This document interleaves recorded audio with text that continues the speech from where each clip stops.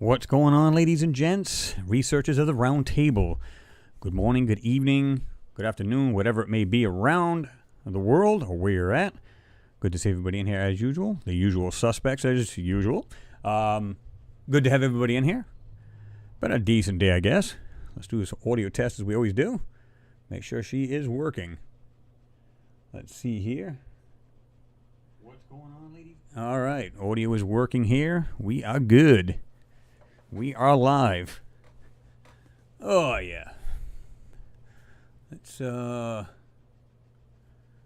right in there. What's going on? All right. Let's see. Everybody's in there.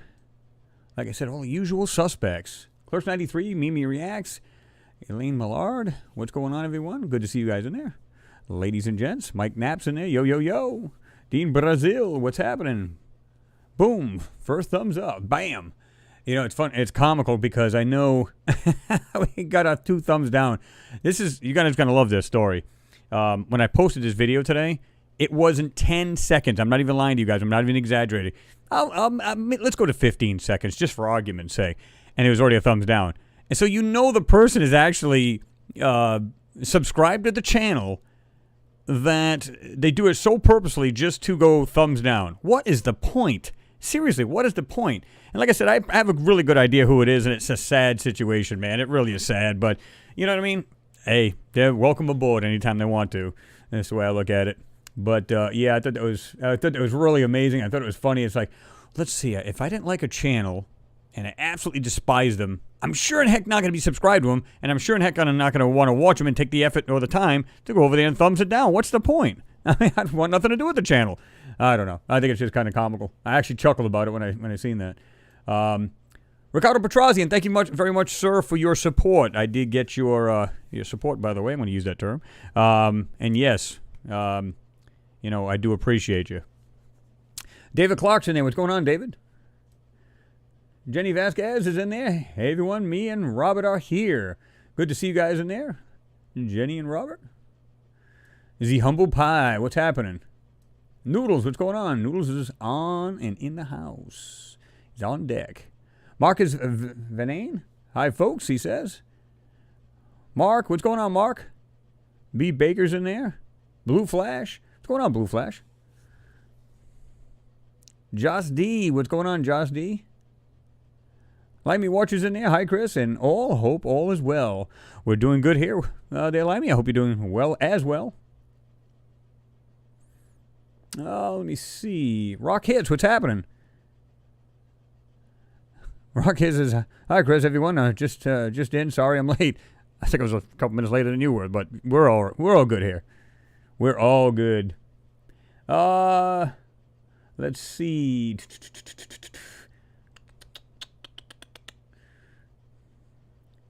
I just want to see if Claire Mead's in there. I think I mentioned her. If not, hello.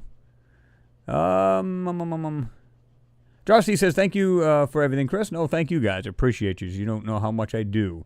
You guys are awesome. Like I said, I like the idea of having the researchers at the round table kind of thing, so it's cool. You know, it's again, it's kind of refreshing from the norm, if you will. In other words, a regular hustle and bustle of everyday life. There's silly COVID going on, and maybe it's finally going to start dying off a little bit. So it's great as far as that goes. And spending time with good people, it couldn't get any better. That's just the way I look at it. All right.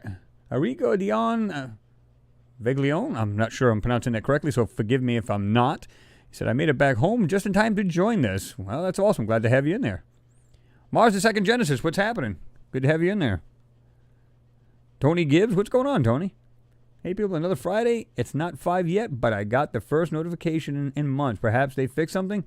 It'd be nice. I mean, I know a lot of you guys, well, not a lot, but I mean, there's some of you that say, well, you know what? You're kind of frustrated and angry because you're like, you know, I haven't gotten a notification. What's going on? And I hear you. It's sad because, like I said, that time I was having issues with the you know, either notifications or thumbs down or up thing. It didn't matter what it was. In the counts, as far as view counts, you know, like I said, I got in there and I just, you know, I wasn't crappy with them. I just wanted to get it sorted, you know. So, they said, well, we'll do what we can to straighten it out. It would be nice. It would be really nice. MG Toe, what's happening? Good to have you in there, man. Said thumbs up, everyone. I say hit it good. We're going to talk about that, now that I put that video out, we're going to talk about China and some of the things I find inconsistent. I'm sure you guys have seen it as well. Not so much the photo that we examined, but everything from the separation of the lander / rover and the actual orbiter. Just those, I don't know if you guys have seen the 2 clips from there, but I find it really interesting. And there's something in one of those that maybe is nothing, maybe there is. But, we're going to go over again exactly where this thing is at, where they landed. And I think you guys will understand all why they're there. Pretty interesting. Let me see. John Beck, what's happening? Mr. John Beck is in the hizoo. David Williams, what's happening? Says, greetings, everyone. Pete Ferrero's in there. What's going on, Pete? Good to have you in there. Pat Morris, hello, everyone. Hope all had a good day. We did, Pat. Hope you did as well. John McDonald says, New Zealand, hello all. We are ready for another great hangout. Yes, we are, John. I hope you're well over there in New Zealand. Kyle Harvey says, what's up, gang? What's going on, Kyle? Good to have you in there. Let me see some. This thing just kind of jumped on me, but let's go to the bottom here. And again, thank you, sir, for your support. I do appreciate you, Kyle. Number 1 fan. Oof. I see that pair just dancing to music. That's just hilarious. That's great. Again, Kyle, appreciate you. I love that.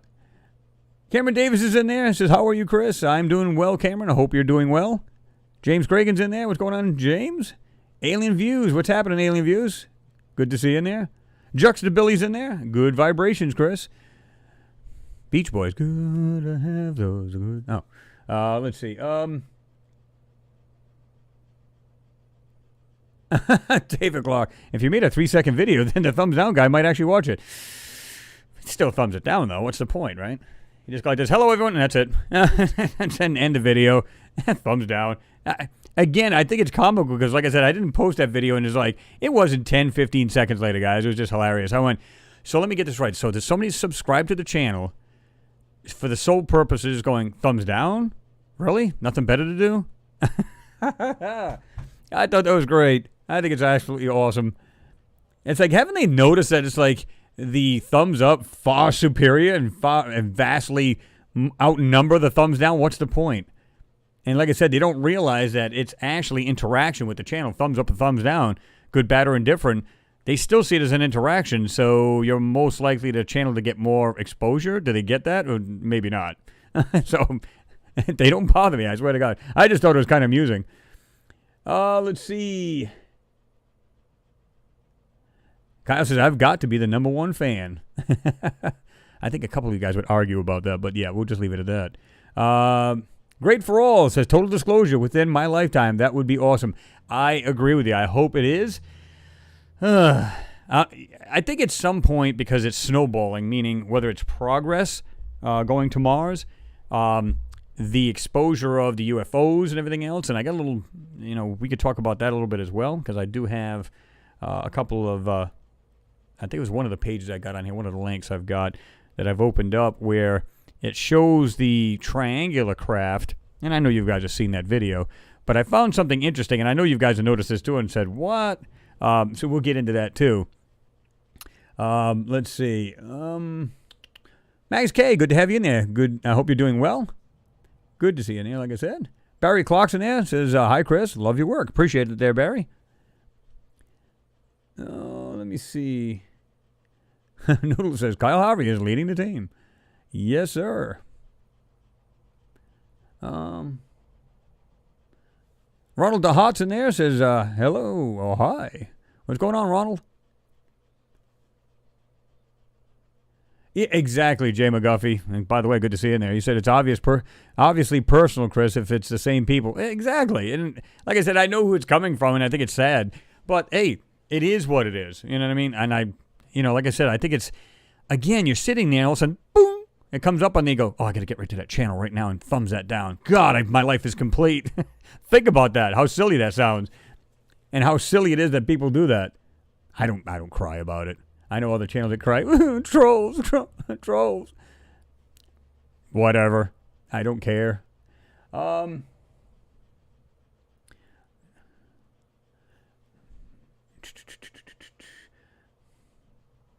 Mimi Reacts says, how to stop UFO hunting? Yeah, I mean, I thought about, like, just what they want to disclose as far as the Pentagon and stuff like that. And like I said, I have that video, and I know everybody's pretty much seen it now because it's been out there. Now, we did see the one that's the orb, and that one kind of, like, just sits there, and it's been following one of the vessels, one of our warships, and it's just followed along for, like, an hour, and then just, boop, it just went right into the ocean. Not a splash, and an ounce of water came out of the ground. So they don't know, off the ocean. And they were like, what was that? So I'm wondering if that thing just went poof and just disappeared, or it actually went into the ocean because it was that quick. And like I said, what I find interesting about those videos is they're always fuzzy. Night vision, radar, or some weird thing. It's never like just in plain sight. In other words, daytime, it's following the ship. And you ever notice that? Never a clear photo. There's always some kind of filter they're using, or some kind of different wavelength, or something they're using to actually record these things. So I think it's kind of weird how they do that. And like I said, I kind of got. I think we were talking about this before, but I've got a theory about that too. William McNamara, what's happening? He says, in the house. What's going on?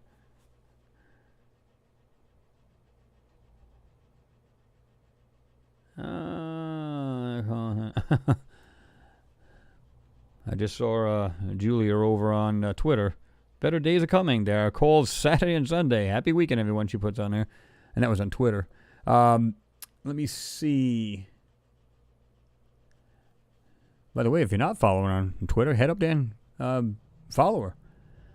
Let me see.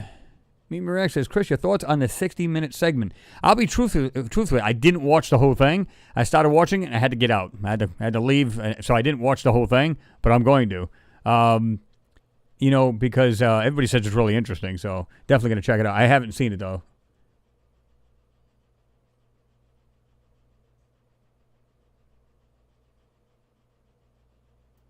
Kyle Harvey? You said you never did say my name yet? Kyle Harvey is in the hizoo. Pete Ferrero says, concerns tubes on Mars. It's seen 45. Let me see here. I'm just trying to think here. Hold on a second. I wonder why that screen's not showing that. Not that it matters, but let me see here.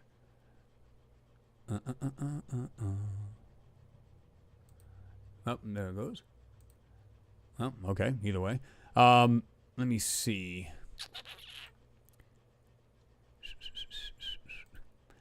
It's supposed to be like an automatic thing, but I guess not.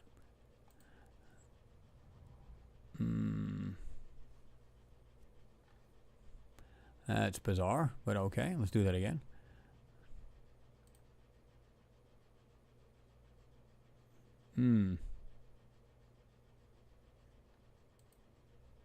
Oh, I can just do it that way. That's fine. Don't mind me, guys. I'm just trying to find this link here. Let's see if I can find it here, and I'll let you guys know what I'm doing. Of course, you'll see it anyway. But let me see.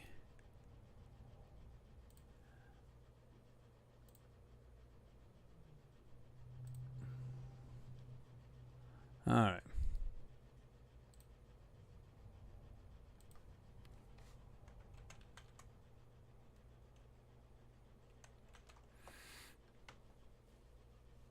Okay. So now this link is supposed to be up there because some people have issues with supporting the channel. They're like, you got a PayPal account? For some reason, it's supposed to be up there. I'm not sure why it does not do that. So I'm going to go ahead and pin that there. Just in case anybody has an issue with that, they can do it that way. Let me see here. All right. So the link's actually supposed to be on there, but whatever. It just, because like some people get frustrated. They can't seem to get this thing to work here. Like I said, they're trying to support the channel, and they can't. They're like, what's going on? What's the deal here? So you know. So I figured I'd make that a little easier.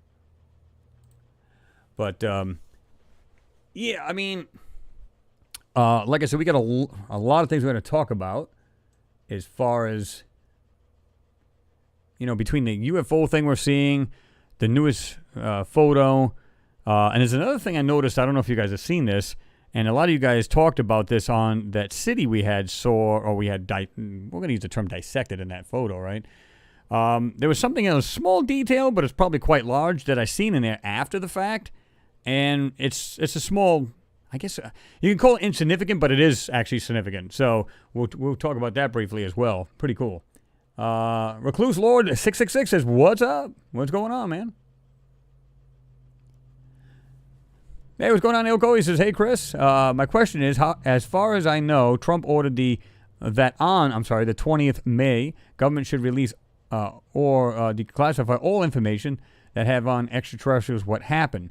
Can you tell?" Well, yeah, it's supposed to be around June or July, right, guys? It's supposed to be 180 days, and so right in the middle of the year.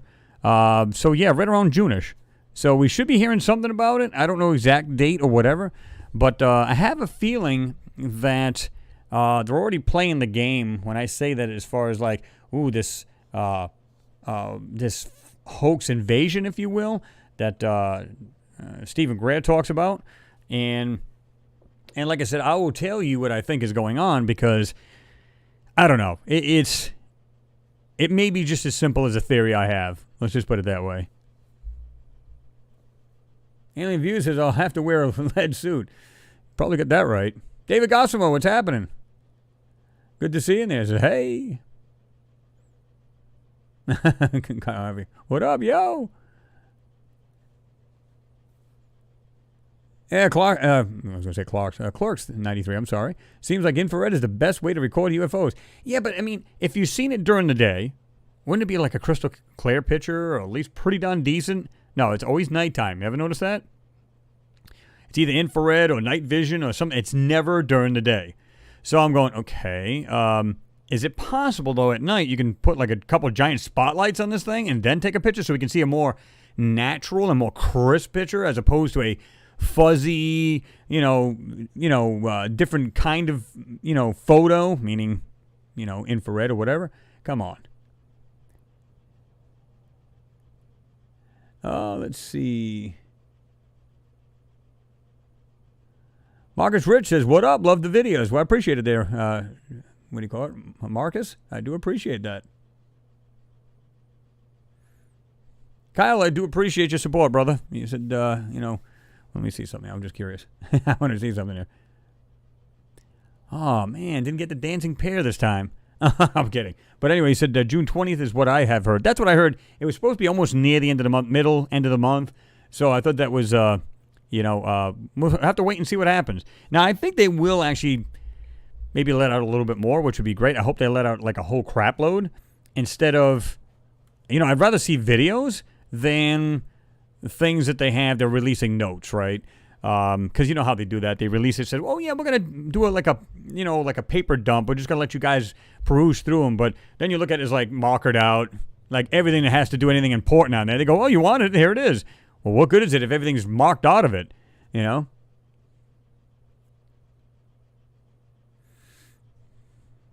Let's see. Max K said, if you want true news, Australian news tells it all as it is. Well, that's what you want to hear, right? You want to hear the real stuff, what's going on, or real 411, if you get what I mean. So you want the actual news instead of the crap. That's what I like. But this is the reason why I like to listen to other countries, either shortwave or through other programs you can watch directly online or whatever it is. So I like to hear that stuff too. John Sharp says, "Chris, been restoring a 69 Sedan DeVille." Man, that's going to be quite a bit. That's a land yacht and a half, ain't it? That's a big-ass car, that's for sure. But they're nice. 69, man, DeVille. I'm not sure what that came with. I don't know if it was a 500 cube or what it was in those. 501s, was it? No. Was it the 500? I think it was a 500. The Oldsmobile was a 501, I think. But they use them in different ones. Different cars, Like me watching you. Yes, Chris, some. As we know, no Billy bullcrap, LOL.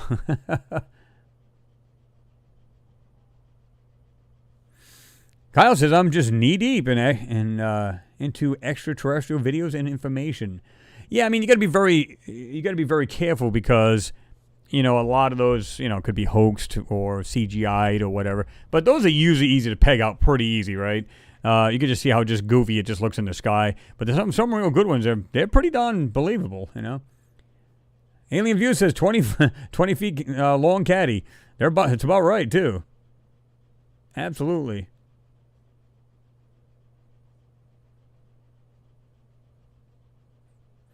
Oh,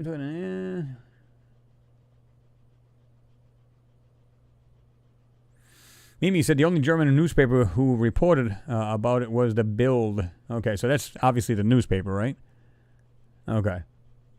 I don't know if it's Bild or the way they pronounce it, whatever.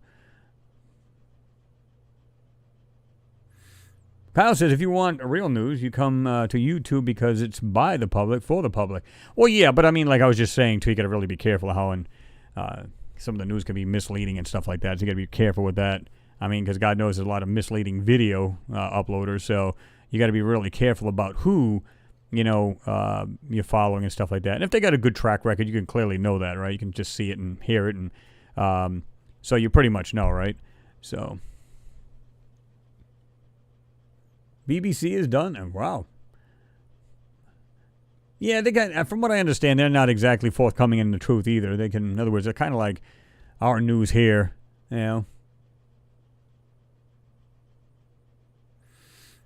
Alien View says there might be a base under the sea. Well, that's what they were claiming because they were saying, is there something under the water? And here's the thing. Like we were talking about, I think, on the last Hangout, where is it possible because of the depth, and a lot of times we can't go there. You can't just go there with a standard submarine. It's got to be a deep, sea diving bell or something that can take the pressure, right? So, but from what I understand, these things can just go underneath, but not even an issue. I mean, so, if they went to the deepest parts of our oceans, and maybe there's even deeper than we thought, because how do we know you don't go to, like, let's say there's a bottom and it's not really the deepest, right?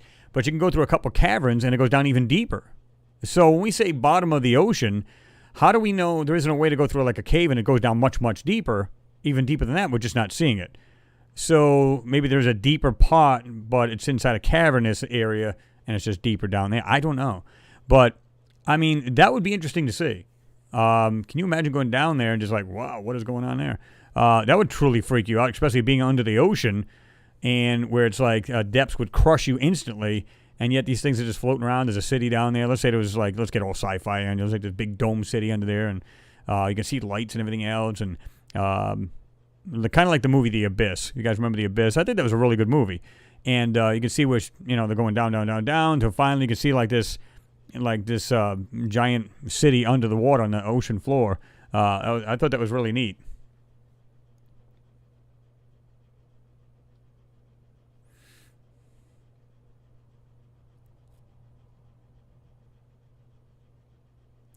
What did that say?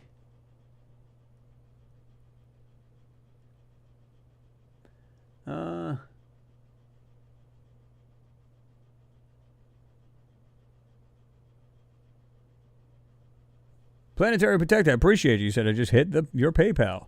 I do appreciate it. Because like I said, I wasn't actually had that up there before, but people were telling me they're just having all kinds of issues trying to, I want to support the channel, but I can't. For some reason I can't get this darn thing to work, and they ask me, you got a PayPal, and there was some other ones that I never even heard of to pay, and I'm like, I don't know what that is.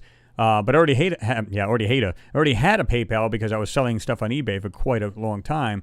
But now I think they kind of disconnected it, where this eBay is now separate from PayPal, which doesn't really matter. You can still pay with, because if you got a credit card, it's with PayPal and all that other stuff or whatever. So it's still functional. It's just but then now they're doing their own thing, all in-house. eBay's doing it. So, which is kind of sweet, because people are having all kinds of issues. It's like there's extra fees because of that, because using PayPal, and it's a mess. But whatever. John Sharp, he said, Chris, you had a day off by the sound of it. No, actually, I didn't. We worked, as always. Be working tomorrow. Somebody said when she was saying when Julie was saying that, Saturday and Sunday off. I don't remember what a Saturday off is. I really don't. My normal day is on a Friday, but I still work it. Get things done, especially if it's been busy all week. You want to get things done, finish it up or whatever. I don't care to do it. But it'll wear you out, I promise you. China is on Mars for the cheaper air. Oh, that's good. Elaine Millard, your question was, did anyone else notice one of the last videos, the astronaut's shadow was facing different ways. One in the background didn't match photo. Yeah, but here's another thing that'll bake you noodle a little bit. Look at the actual astronaut's shadow that's closest. Look at the white around it. That's superimposed. Think about it. So I'm starting to wonder what's really going on with those, because before the shadow looked really pretty much normal, right?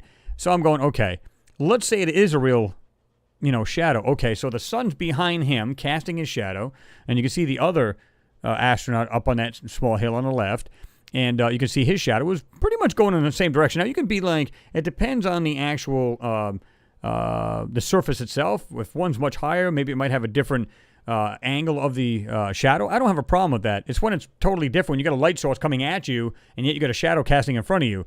Something doesn't make sense. Now, somebody mentioned, is it possible there was one of these like orb-type crafts or whatever they were that we see here on Earth every now and then? Is it possible that's one of them, one of the things there, and it was just happened to be there?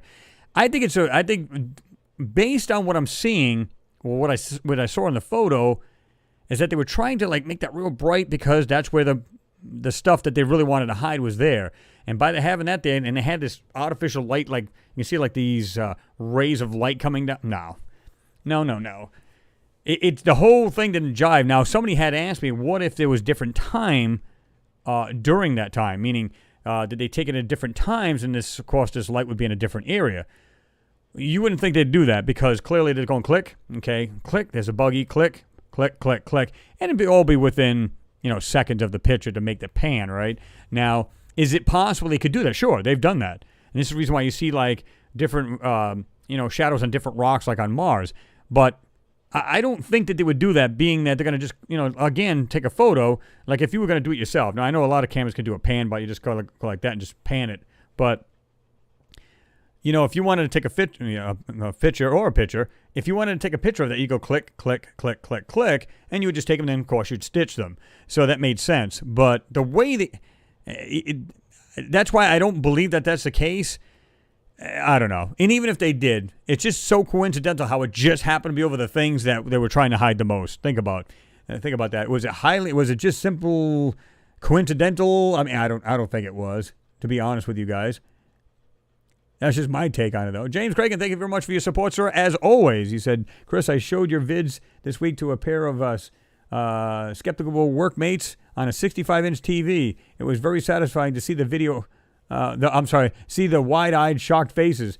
Yeah. Now, which one did you show? Which one did you show him? The moon one, or was it something else? But again, thank you for your support, brother. Because, like I said, I showed it to a buddy of mine, and I said, hey, what do you think about this photo? And they're like, wow, that's pretty interesting. Of course, they're trying to get their head wrapped around. I showed them the black and white. I said it's a black and white photo, but just have a look. Tell me what you see. And they're looking at it, and it says, well, I see roads. First thing they said, I see roads, and I see well, I'm trying to figure this out. I said, it's an aerial view. It's like a satellite view of it. And he's like, oh, okay. And he's looking at it, and he says, what country is this in? Right off the bat. Didn't mention a thing to him. He just said, what do you, and right off the bat, they assumed it was a city. And my own son said that. He's standing there. He kind of was passing. Come in and asked me a question. He's looking at me. He looked at the screen. Wow, this looks like roads. Never said a word to him.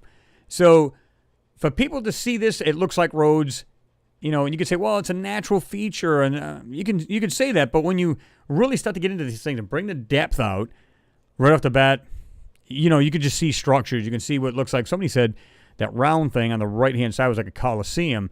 And we're going to take a brief look at that again, because that one feature I saw in there I thought was pretty interesting. And we're going to look at that.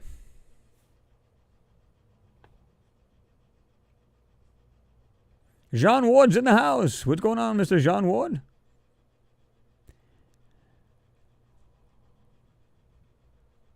Equalizers in there. He said the U.S. Navy and the U.K. use nuclear tunneling machines that liquefy the stone and smooth it out into glass surface. Multiple tunnels side by side that create an enormous area for base building. That's pretty sweet. Martin Wolf Wright, what's happening? Good to see you in there. Dawn has Brokens in there. What's going on, Dawn? Jerry Lahane's in there said, I gave Industrial Light and Magic the concept of digital morphing, 1987, for Abyss and Terminator, 2 later perfected for Star Wars. Interesting. That's awesome. How many guys like that movie, The Abyss? When I first saw it, I was like, it's going to be kind of cheesy. But as it went on and on, I was like, wow, this is a really good movie. I really like it.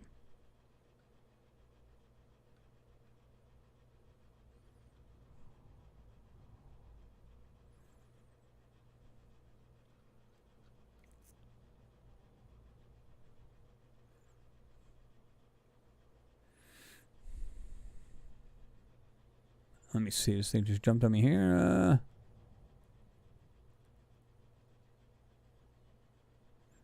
Sean Ward, hello, Chris. Yeah, I got to watch your last video. That was cool. That was pretty interesting, man. I love it because I don't know how many times you probably get this on you. You get people say, "Oh, it's a rock." You know, of course you're doing a satellite view, so it's one heck of a rock. But even if it's megalithic, right? It's still the way some of those things are shaped. The idea that some of those things, the way there's things placed on top of them. Now, of course, you can have piles of rock, right? We know that. But some of those things are just, they defy natural, right? So I think it's just awesome. You know, you get them satellite views. It's pretty sweet.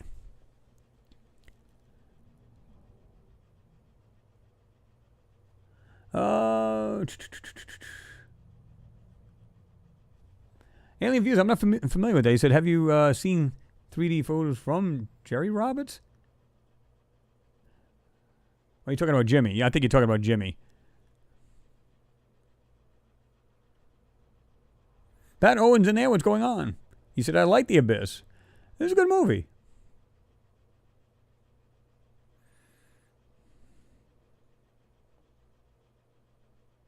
That's true, Alien Views. You said a camera lens, I'm sorry. Always, I guess you put it's supposed to be always, inject some distortion in depth. That's true.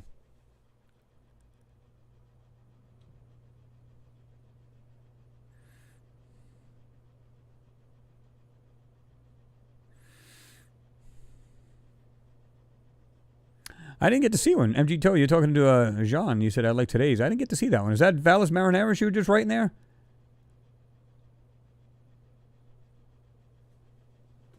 Alter Suede, thank you very much for your support. I do appreciate you. So, wow. Gotta put the hat on backwards, all right? I appreciate it, man.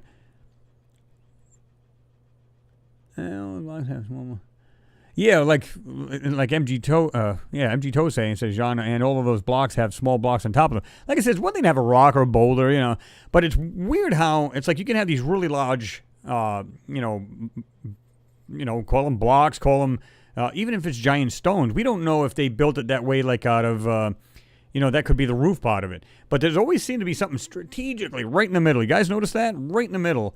Or you get some of these really weird 90-degree angle kind of things going on, right?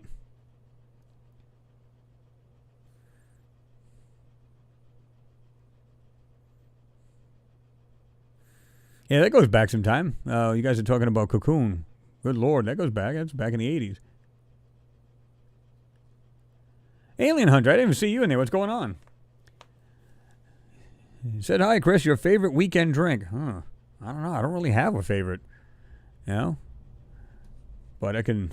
A little Subway never hurt anybody. Oh, I don't think that's a drink you were talking about, though. That's good. I don't know. I don't think there is a favorite. No. As long as I'm kicking back and relaxing, anything's a favorite, right? But, by the way, keep up the good work. I was just watching, when did you put out one? The last one? No? Wasn't either. I forgot when you put out the last one, but there was one that I was watching that was pretty sweet. Some of the... You can see some of the way these things are. I love the way, when you look at some of these craters, You can see things right on the side of them or built into the side of them. Have you noticed that yourself? Crazy, crazy stuff. And again, I think these, we're going to call the term beings instead of aliens.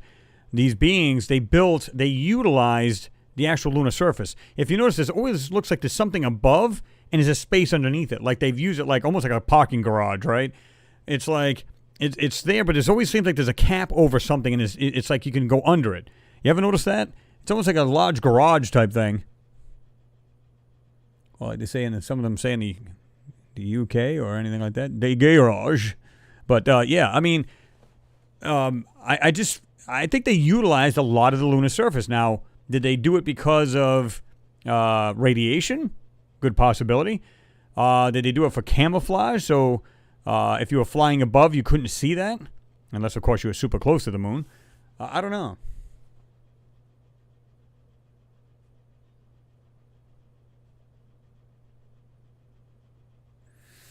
John Sharp, he says, Chris, I went to Lizard Point in the UK, and there are megalithic ancient forts, and most people have no idea. I've seen similar things to what you're talking about. Almost looks like Stonehenge, the way they built them. And he said, it looks like Jean's rocks. Yeah, I totally agree. I've seen a lot of stuff like that here on Earth, and then when you look at in comparison, it's too bad you couldn't actually get a ground view on some of those satellite views, because that would be pretty sweet. But yeah, they look just like that, right? It's really weird. It's like some of the areas have these, what looks like, I'm going to call them rock huts. And then you have things that look like structures and intelligently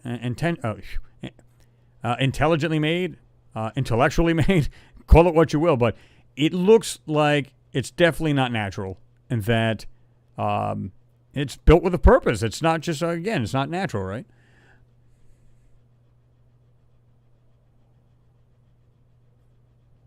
William McNamara says Spielberg probably has a direct phone line to Andromeda. Nothing would surprise me. Kyle Harvey says 90% of Hollywood is based on fact. Well, like I said, what was it? I forget who it was that said it, but they said anything you can dream of, whether it be things like Star Trek and things like that, it said it's already been done. I'm like, okay, just how far? Because I've seen quite a bit of Star Trek and other space shows and other things. So, and obviously real stuff. You know, how much are we talking about here? Alien Hunter, thank you very much for your support, brother. I do appreciate you. So have a soda on me, buddy. I appreciate it. And like I said, keep up good work. I know there's a lot of new people here. If you guys haven't been to Alien Hunter's channel, go to his. You'll like a lot of it. It's all pretty much lunar. And when you see anything that's in these things, first you got to adjust your eyes. Because when you first see it, you're kind of like, I just see a bunch of like blobs. But then all of a sudden you settle your eyes into it, boom, everything comes right out. And he does a great job of kind of like just going over it real slowly, zooming in, coming back out. And I think you'll enjoy it. If you haven't checked his channel, do so. Like I said, Alien Hunter does a fine job. And he does put quite a bit of work into it. So, yeah. More people we have doing this. I don't care if it's the moon. I don't care if it's Mars. New people are cropping up doing their channels. They're trying to do it like Alien Views. If you guys haven't subscribed to his channel, go to his channel. More and more people are trying to get in on this. And, you know, it's like a passion, something you want to show. And like Alien Views, he does reconstruction of things that might have fallen apart, like what he did with that statue. We had done one of the videos, and he had like, remember I told you it came apart, looks like it's like all kind of like broken apart on the left-hand side, like it was attached to a structure. Well, just up and over, maybe at the 11 o'clock area, just above that statue, he reconstructed what looked like it could have been a structure there. So he reconstructed that whole thing and did a fantastic job of it. So 2 channels, if you haven't checked out, definitely subscribe to them. Adam, what's going on? He said, morning, guys. Been away for a family member. Palliative care. Ooh. Cancer. I hope they pull through. Having a break for a bit, but love the last photo, Chris. Hope all is well. I appreciate it, Adam. Do appreciate the kind words, and I hope your loved one, pulls through or does okay there, right? Alien View says, I have to learn the measurement techniques that show exact sizes in meters. Here's the problem, though. And, like I said, I've said this, some people will actually say, what's the size of these things? Is there a scale of some sort? Well, the problem is they don't show that. Like when we showed that city on Mars, right? Somebody else was saying that and it was a really good comment. I won't be able to tell you exactly what was said there. But they said right now, there's no way that's 385 feet. Because when you look 385 feet, I mean, that's nothing. I mean, and those things look much, much, like something was taken in photo. It's much, much higher than that. Much, much higher. And I totally agree, because the more you look at that photo, it's not 385 feet. Unless, and this is hugely speculative, is that these were very small Martians or beings, and that if it was 385 feet and the structure's only this freaking big, then I guess that would be right. But, yeah, when you look at these things, you just go, okay, that's the only way that number would jive, if we had very, very small beings on Mars, and I mean very small. So then it would make sense. But I don't think that's the case. At least I'm not saying it's out of the question, but is it possible? Sure. Now, I don't think that's the case in this photo. Who knows, though? But I don't believe, just looking at that photo and the things that we've seen, because you would think 385 feet, there'd be much better detail. But we've got to remember, there's also obfuscation going on. Different colors added. There's different darkness techniques they're using. They're using stuff to brighten up things really bright so you can't see the details on them. So, yeah, it's just crazy, man. It's just, there's a lot of techniques that they use. So you got to, it does actually raise a question. How big are these darn things? And a lot of times they mess with your depth perception, so you really don't know. Like if you see something in the distance, you go, oh, that looks like it's right next to the rover. Is it? Because how do we know they didn't zoom in with the telephoto lens and that thing's way off in the distance? Or it's like, like 300 feet off in the distance, it zooms so far in, it's only, 35 feet away from it. How do we know? We don't. Now, with the new one from China, where we saw the lander, clearly you can see the lander, at least the ramp itself, and then we can see right there as far as we can see the ramps, and then you can see it, it's not far from it. There's all kinds of things right in front of it. So, like I said, it's only going to it can only go off the right or to the left, right? So, we'll see.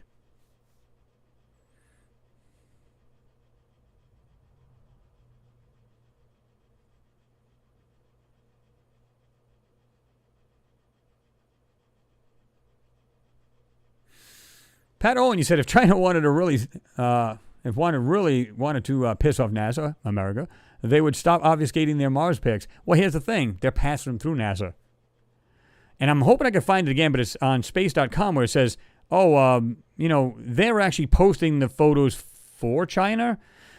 China, I'm going. Wait a minute, hold on.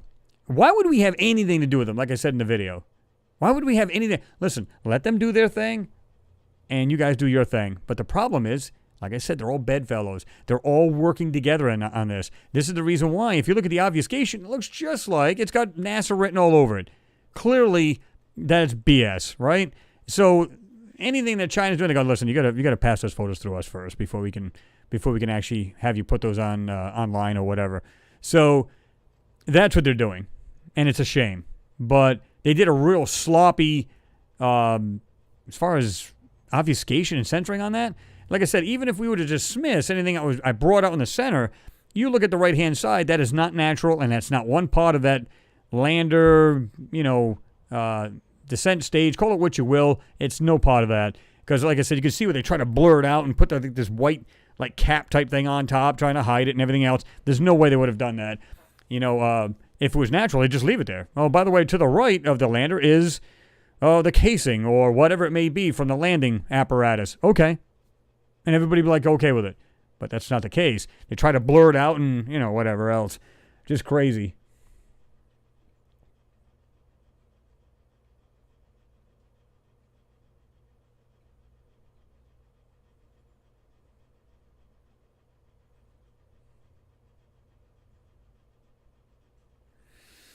Yeah, Jerry Lehane, I heard that too. I don't know how true that is, because that's a hell of a variance. He said Mars people 6 inches to 5 feet tall. Because I'm just wondering how that works, because they'd have to literally live in totally two separate areas, because picture being 6 inches tall and somebody 5 foot, stepped on your house by accident, my bad. So there's got to be a way to separate it if that's true. Now, I don't, I don't know. I don't know if I'd go by that. I don't know if I'd go with that kind of that thought. Now, I have seen structures and things that look very small. Even the moon video I just did, it looks like you got the astronaut to the right-hand side. It actually looks like there's all small structures and things all laid out in that valley area. So you go, okay, what gives? So let's suppose for a moment the beings that landed on the moon also were on Mars. Is that possible? But then you got to think, okay, was there any big beings around besides us here on Earth? I don't know. Because even back in the day, remember we said thousands of years ago, we had, the giants of here on Earth. And, of course, we have what we have like pygmy type people here on Earth as well. Indigenous people that are really, really short. So is that possible? Sure. We had it here on Earth. Let's see why we couldn't have it anywhere else. Oh, Ricardo, you better get that before you burn the whole house down. I said, damn it, I smell burning lasagna. That's not good. Jonathan Waddell said, can someone tell me why there's such a dramatic drop in gravity? Like when you see the videos of the astronauts suddenly becoming weightless. I don't know. I haven't seen it lately. But I think I know what you're talking about. If you actually watch some of these videos, you can see that where they look a little lighter as opposed to some other times. That's a great question. I don't know.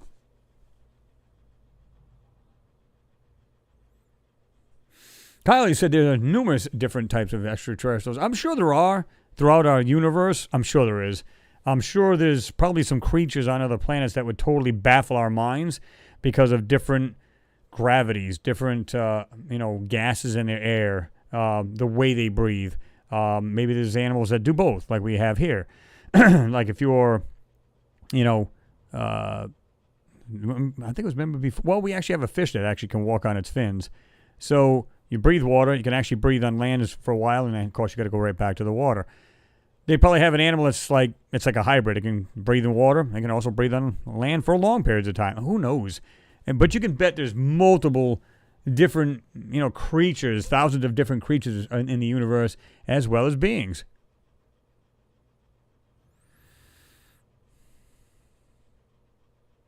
John Ward, he said, noodles. You're talking to noodles. He said, they install fiber in my neighborhood, but it is prohibitively expensive for now. Let's see what happens in the future. Yeah, the more people get it, Jean, it'll definitely drop. Because, they're spending probably large sums of money to bring it to that area. So, once everybody starts getting on board, the price will probably drop. And then you'll have different tiers and everything else to check out, Oops. I'm going to just jump down to the bottom here. So if anybody has left a comment or a question, just go ahead and say it again if you don't mind. Callie81 said, hey guys, hope you're all good. Oh, you guys are good. We are good. Callie81. I hope you're doing well. Your Highness, what's going on? I don't know if I said hi to you already, but hello. Richard Graham, what's happening? Hi, Chris. Rick Rocker here. Thank you for keeping up the great and important work you do. It's nice to make the live cast. Yeah, good to see you in here, Rick. Good to have you in there. I actually knew exactly who you were before you even said that. You said Rick Rocker. I said, oh, yeah.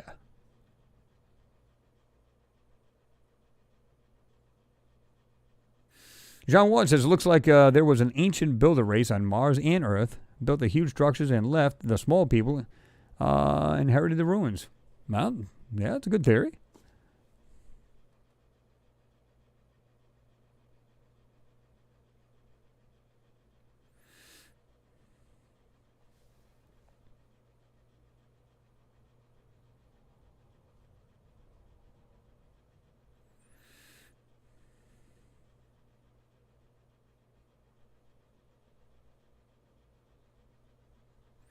Shirley Haney said, tiny people are pets of the people our size. Man. Yeah, like somebody was just saying, yeah, they'll probably eat the smaller ones. Well, yeah, that would really be a bad day, wouldn't it? It's just like a lack of food, and they start looking at you like, mealtime. It's like, oh, gotta run. That would not be good.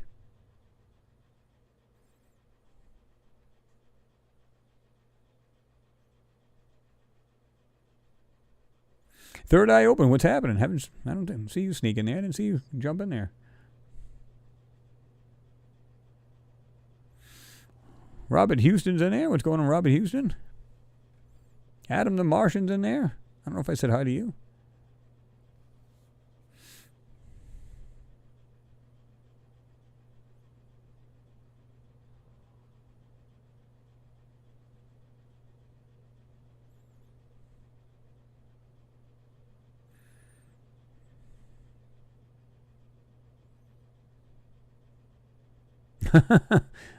Alien Hunter.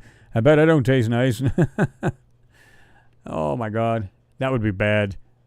That'd be a bad day for anybody. It's like, you're like, oh, enjoying the sunshine, and something really large is looking at you going, you look like you should be on a plate.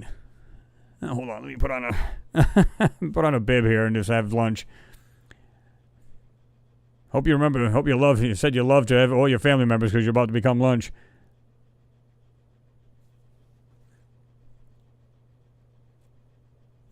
Dawn Has Broken says, I think there's a lot of dead giants laying around on the moon. Atmosphere could support them.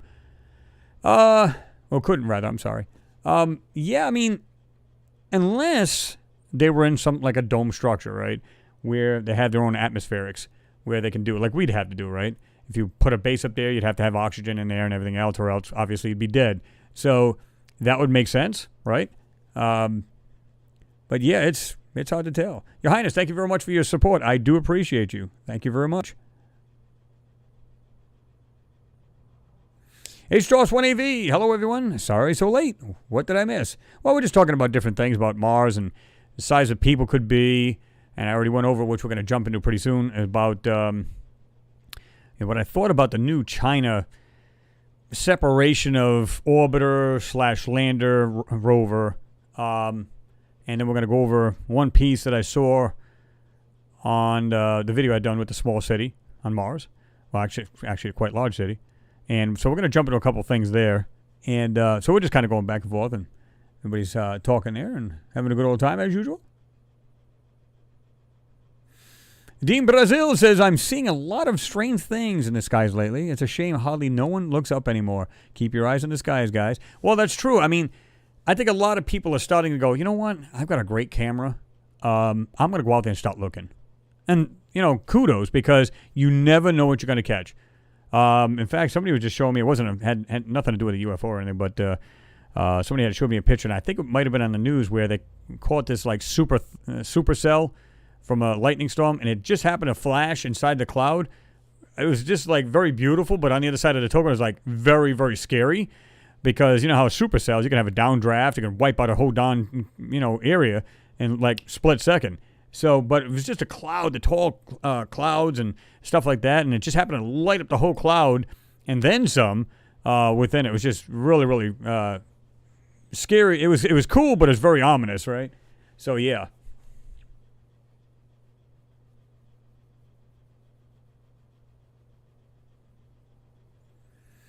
I like the way Noodles thinks. John Ward and Alien Hunter, and of course you were saying me as well, could form their own web series, Ancient Aliens Off-World. Kind of like that.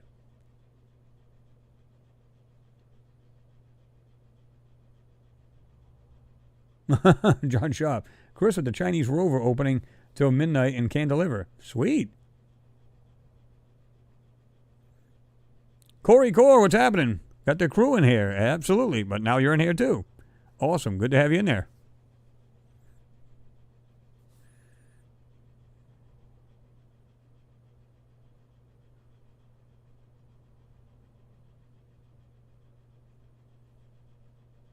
Yeah, Jean, just as I was reading your comment, I think you're right. You say you look up at the night sky often here in South Africa, but it seems we are off the UFO radar. Nothing to see here, I guess.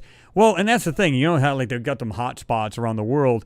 And I don't remember seeing like a whole lot of things in like South Africa, things like that.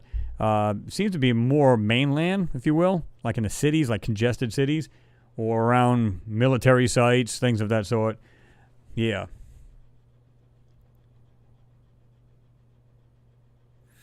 Rick Graham says, we have a lot of craft here at night flying around. Yeah, I'm going to start doing that. Just go out there and just check it out,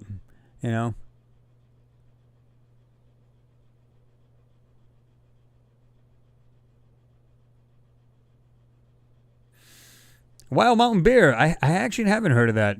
I said, the question was, have you heard that there might be plasma-based life forms that live in our upper atmosphere? Well, I know there's all kinds of microbial life and other things like that living out there. I don't know about the plasma-based life. I don't know if anybody else has heard about that.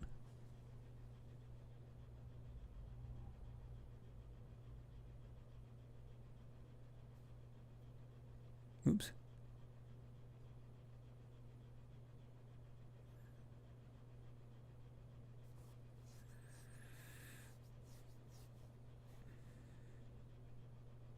Rui Conde, I don't know if I'm pronouncing that name correctly, but forgive me if I'm not. You are on the right way. They are little, and also they are on the moon. If you see the first rover's videos on Mars, you can see them inside the wheels, and also as an image of a little guy on a rover arm. I haven't seen that, but it would not surprise me because I have seen a lot of things that look very small, and you're going, okay, that doesn't make any sense because you envision a structure like you live in. Let's say it's just like a raised ranch or something like that, and then you see it like a tenth of the size of your house, or you just like it's like really really small on the ground, like something like one of our kids would play with. Okay, that it doesn't make sense. It doesn't compute because you're used to things much much larger, that we live in. So when you see something like that, you're trying to wrap your head around it. There's no way. There's no way it could be that way. I don't know. We try to think in the ways that we see Earth and the way we live, that it could be totally different. Totally, totally different. They could be things much, much larger than we would be used to. Kind of like Prometheus. You see the size of the spaceship and the size of them, the humanoids and stuff like that. They're just absolutely, insanely large compared to people our size, right? So it's a very good possibility that's the case. We don't know. Alien Hunter says the kids' technology will be able to zoom in on the moon soon enough. What do you think, Chris? 100 times zoom? That'd be pretty sweet. That'd be all right. 100 times zoom, 8K video recording? Oh, yeah. That'd work.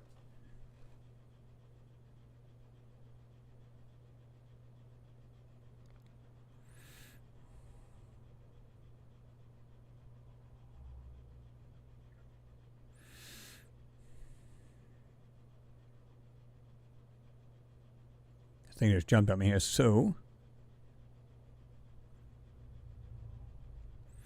Orion Robbins, you said red-eye reptiles are benevolent. The yellow-eyed are man-eaters. Well, I wouldn't want to be anywhere near them. I don't know. I mean, I don't really give into the fact. I haven't put much thought into reptilians. Now, I'm not saying they don't exist, but that's just not in my mindset. You know what I'm saying? Is it possible? Sure. Because if there's different creatures have like progressed like we did, and they became knowledgeable and everything else, or maybe they had help with their DNA and become something much more than the surrounding animals, like we have done here on Earth, then why not? It's a possibility, right?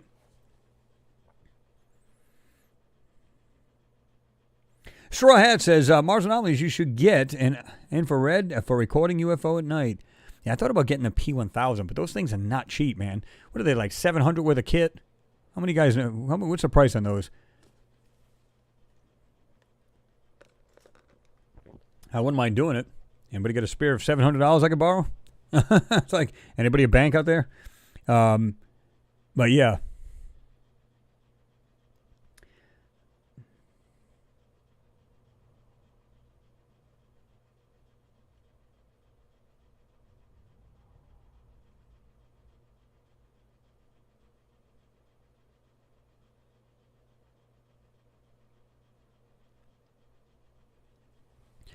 Jay McGuffey said, new PBS show, Drag Queen Story Time for 3 to 8. Yeah, don't even get me started.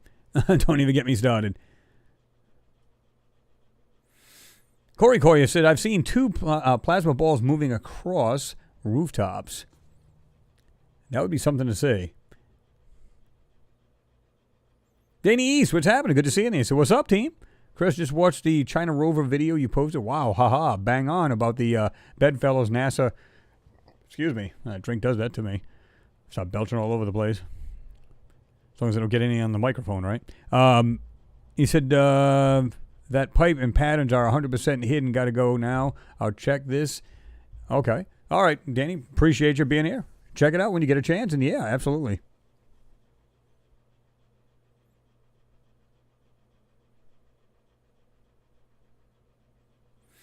Noodles, you said it's a logical plan. Mars Anomalies, John Ward, and Alien Hunter. We are doing it now. Alien Views, you said, do you see anything unusual in IR? Well, it's because the human eye cannot see in infrared, right? So they're thinking a lot of these crafts are flying around in that kind of wavelength where we cannot see them. And that, can you imagine that? You go like this, I think it's a bunch of crap. You got a new camera, you set it all up, and you got infrared and everything else you put up there. There's like this large craft right over your head. You're like, okay, that's the last time I turned that on. Because that would kind of freak you out, wouldn't it? Now, I don't know if there is actually something, infrared. I've never seen anybody get it. I know people have talked about getting it because, they want to see if they can find anything around in infrared. And that's a possibility because at least I think you can actually see the regular heat signatures and things like that with that. So that would be pretty sweet. That would be pretty cool to actually see anyway, just for the heck of it, right? If it's I don't know if at some point they'll come up with add-ons to those things, or you just got to buy the whole new camera, of course, but they're not going to be cheap, that's for sure.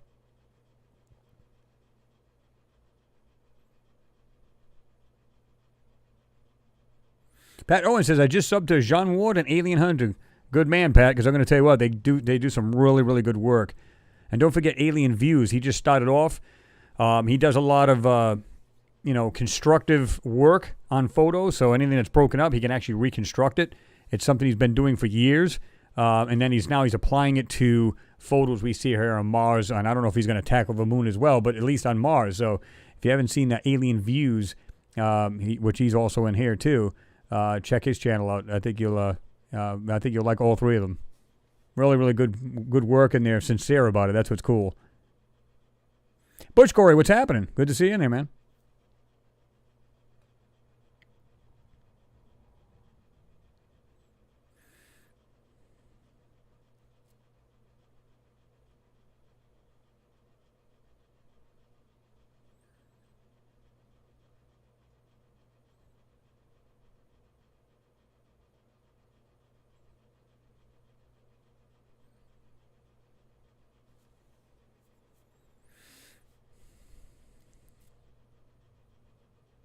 Corey said, yes, Chris, they were the size of basketballs, more bigger than the craziest thing I've ever seen.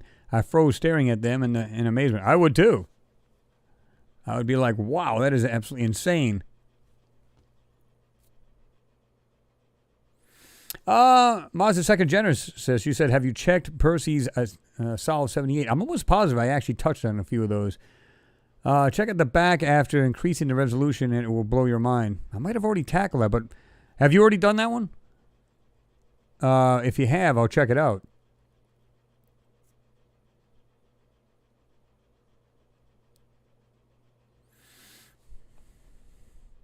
Oops.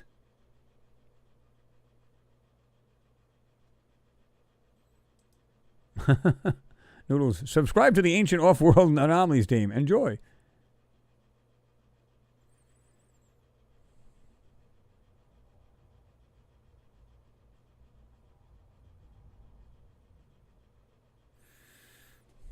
Josh D said, as some of you know, I have a really early morning to get out of bed. Oh, yeah, get out of bed after midnight. Here, so sorry to say good night, but hope to meet all next week or elsewhere. That's not a problem, Josh. Good to have you in there. Glad you could be in there for a short time. And I don't know if we'll be in there super long either. I've actually got things I got to get done too. But I actually wanted to knock out this last video for you guys because I just thought it's a fresh one. It just came out. And it definitely had to, get it out there, right? So, but anyway, have yourself a good evening there, Joss, and, be safe there, right?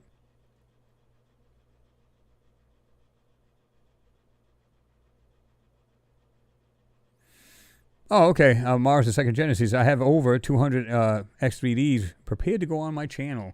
Will be soon. Sweet.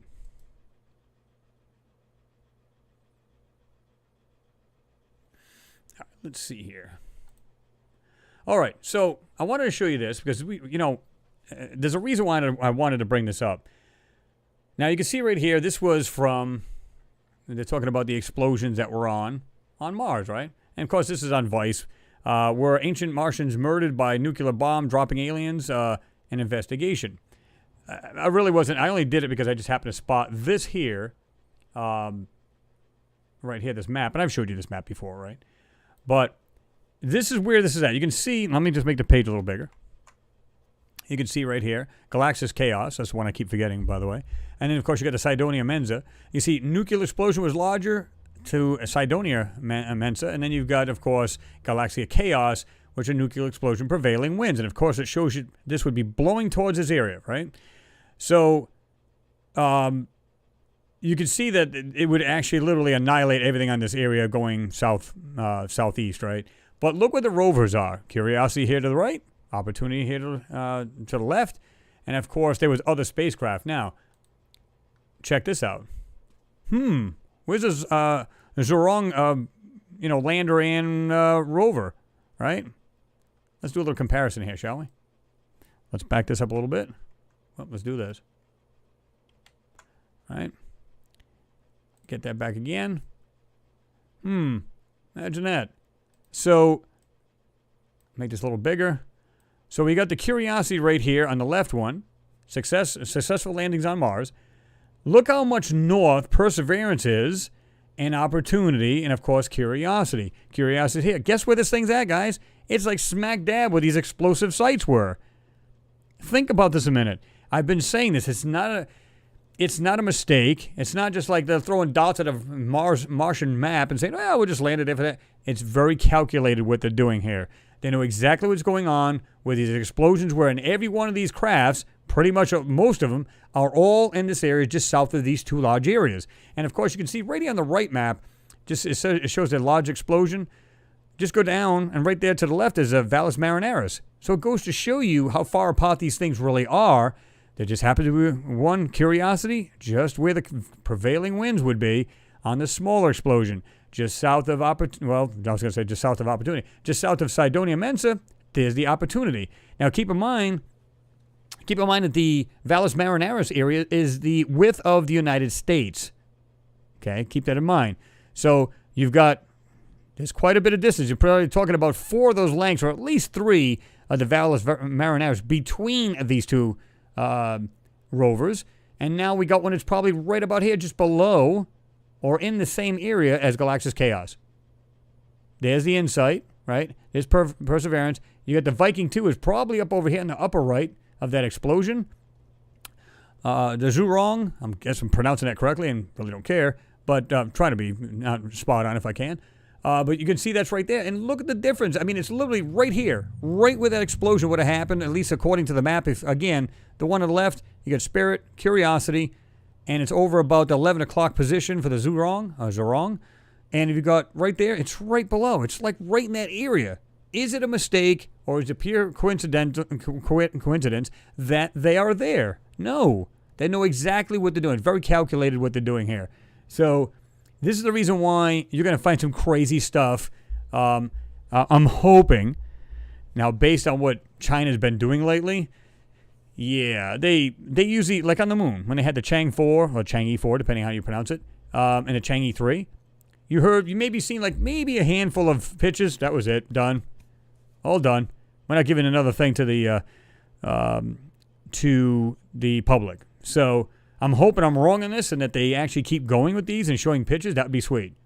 But we'll just see what happens, right? Mimi actually said not a mistake. Absolutely not. All calculated. They knew exactly what they're doing and how they're doing it. And they just make it, we're just here, random rocks. So that's all we're doing here. No, you're not. No, you're not. Let me get my face out. I just realized I could be in the way of the friggin' the map here. But you can see that the one on the right, you can see exactly where the Opportunity is, directly south of the larger explosion. The one in Galactus Chaos, Curiosity rover, just south of it. And where does it put the Zhurong? Right smack dab, probably right here, just below the smaller explosion, or right in that center. It's not a mistake, guys. They know exactly what they're doing here. Know exactly what they're doing.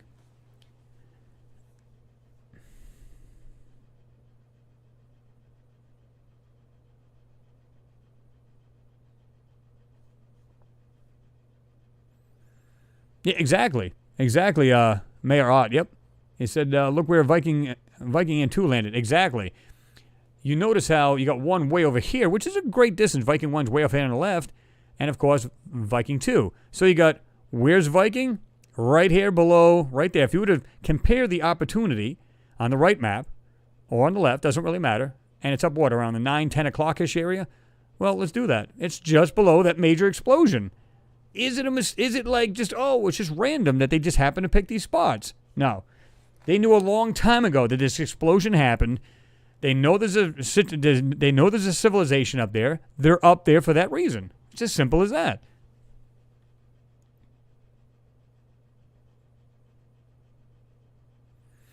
Yeah, Corey, you're right. You said their explanations for these sites is BS. Absolutely. James Graham says, mistake my backside, man. Yeah, exactly. You could see this yourselves. Supposedly, this is where these explosions were. Okay? So, look where most of the major crafts are. Right below each of these exploded areas, or these, I'm going to put detonation areas, if you will, right? So, no matter how you look at this, even the Pathfinder is probably more right here next to the Cydonia Mensa, and the Viking here is just below this explosion area, or this red dot, we'll call it. So, it's no wonder these things are up there for this reason. Every one of them is in these areas where these prevailing winds could have went, and these explosions would have caused major damage. Again, if you have an explosion on Mars, and it's not natural, there was no chemical process that created it, it was something other than that, what would you think? Okay, they have to be, it's like if we had a nuclear war here, okay? You're not just going to just blow up deserts. Clearly you're not going to do that. You're going to blow up places where people live. So you're going to want to kill them off, and that's pretty much it. Well, they know it's near a city, so it's no wonder we're seeing this stuff. All right, let me see. Almir, you're exactly right. Nuclear war. Yep. Alien Views, you said, could be a million years ago. I'm not even sure it's that long ago, to be honest with you, because they seen these around 1941, roughly, through a telescope, and it was in the Martian atmosphere. So think about it. You go 1941. Okay, let's do the calculations. We're up to 2021. So how many years is that? Yeah. So, you're talking 80 years ago. That's enough to let all of this kind of settle down, pretty much. Even if it was a little bit, there's still machines on there, so it's not going to hurt anything. And I thought about this. I'm saying, wait a minute. They're talking about not contaminating Mars, and yet they're driving around with rovers that are nuclear powered. Well, guess what? Is it going to matter? They're in an area, if it still has nuclear fallout, it's not going to matter at this point, right? So this is what's really crazy. Again, they're not up there just by happenstance. They're there for a reason.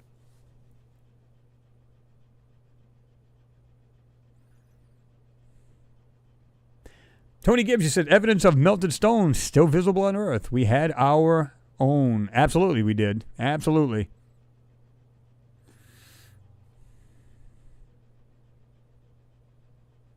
Jean Ward says, good night, everyone. It's late here in South Africa now.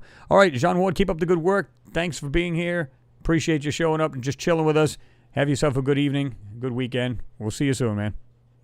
Maybe we could do another collab again. Get together. Maybe you can have me on yours or whatever. Whatever you want to do. We could do that. Get together. Maybe go through a couple photos, rip them apart. It's up to you what you want to do. Whoops. Tony Gibbs said they reported those blasts in the early 40s, but that doesn't mean it was the first or last. That's true. Absolutely. It could have been, maybe they weren't even watching the skies when it happened. So, yeah. But if it happened in 41, you could bet it was probably within the years of, not, maybe somewhere around that same time. Maybe it's just they were just having ongoing wars. Who knows? And just finally they finished themselves off. I don't know. There you go, John. Yep, Sodom and Gomorrah.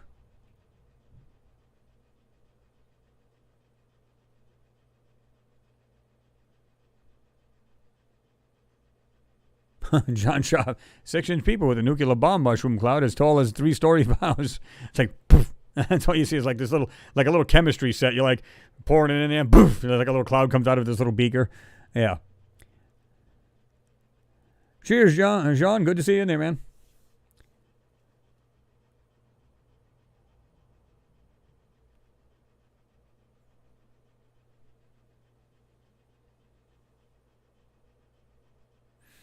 All right, let's see here. This is what I want to show you guys. This was interesting.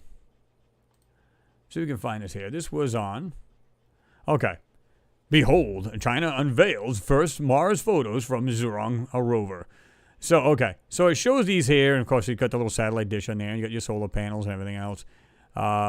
Which is really weird that they went with solar panels. But that's beside the point. This is what I got a kick out of. Okay. Now, this is the picture we used. Of course, you can... Nope, that wasn't it. But here's another... this was in the PDF, which was... I believe this is on... Explosions left no craters.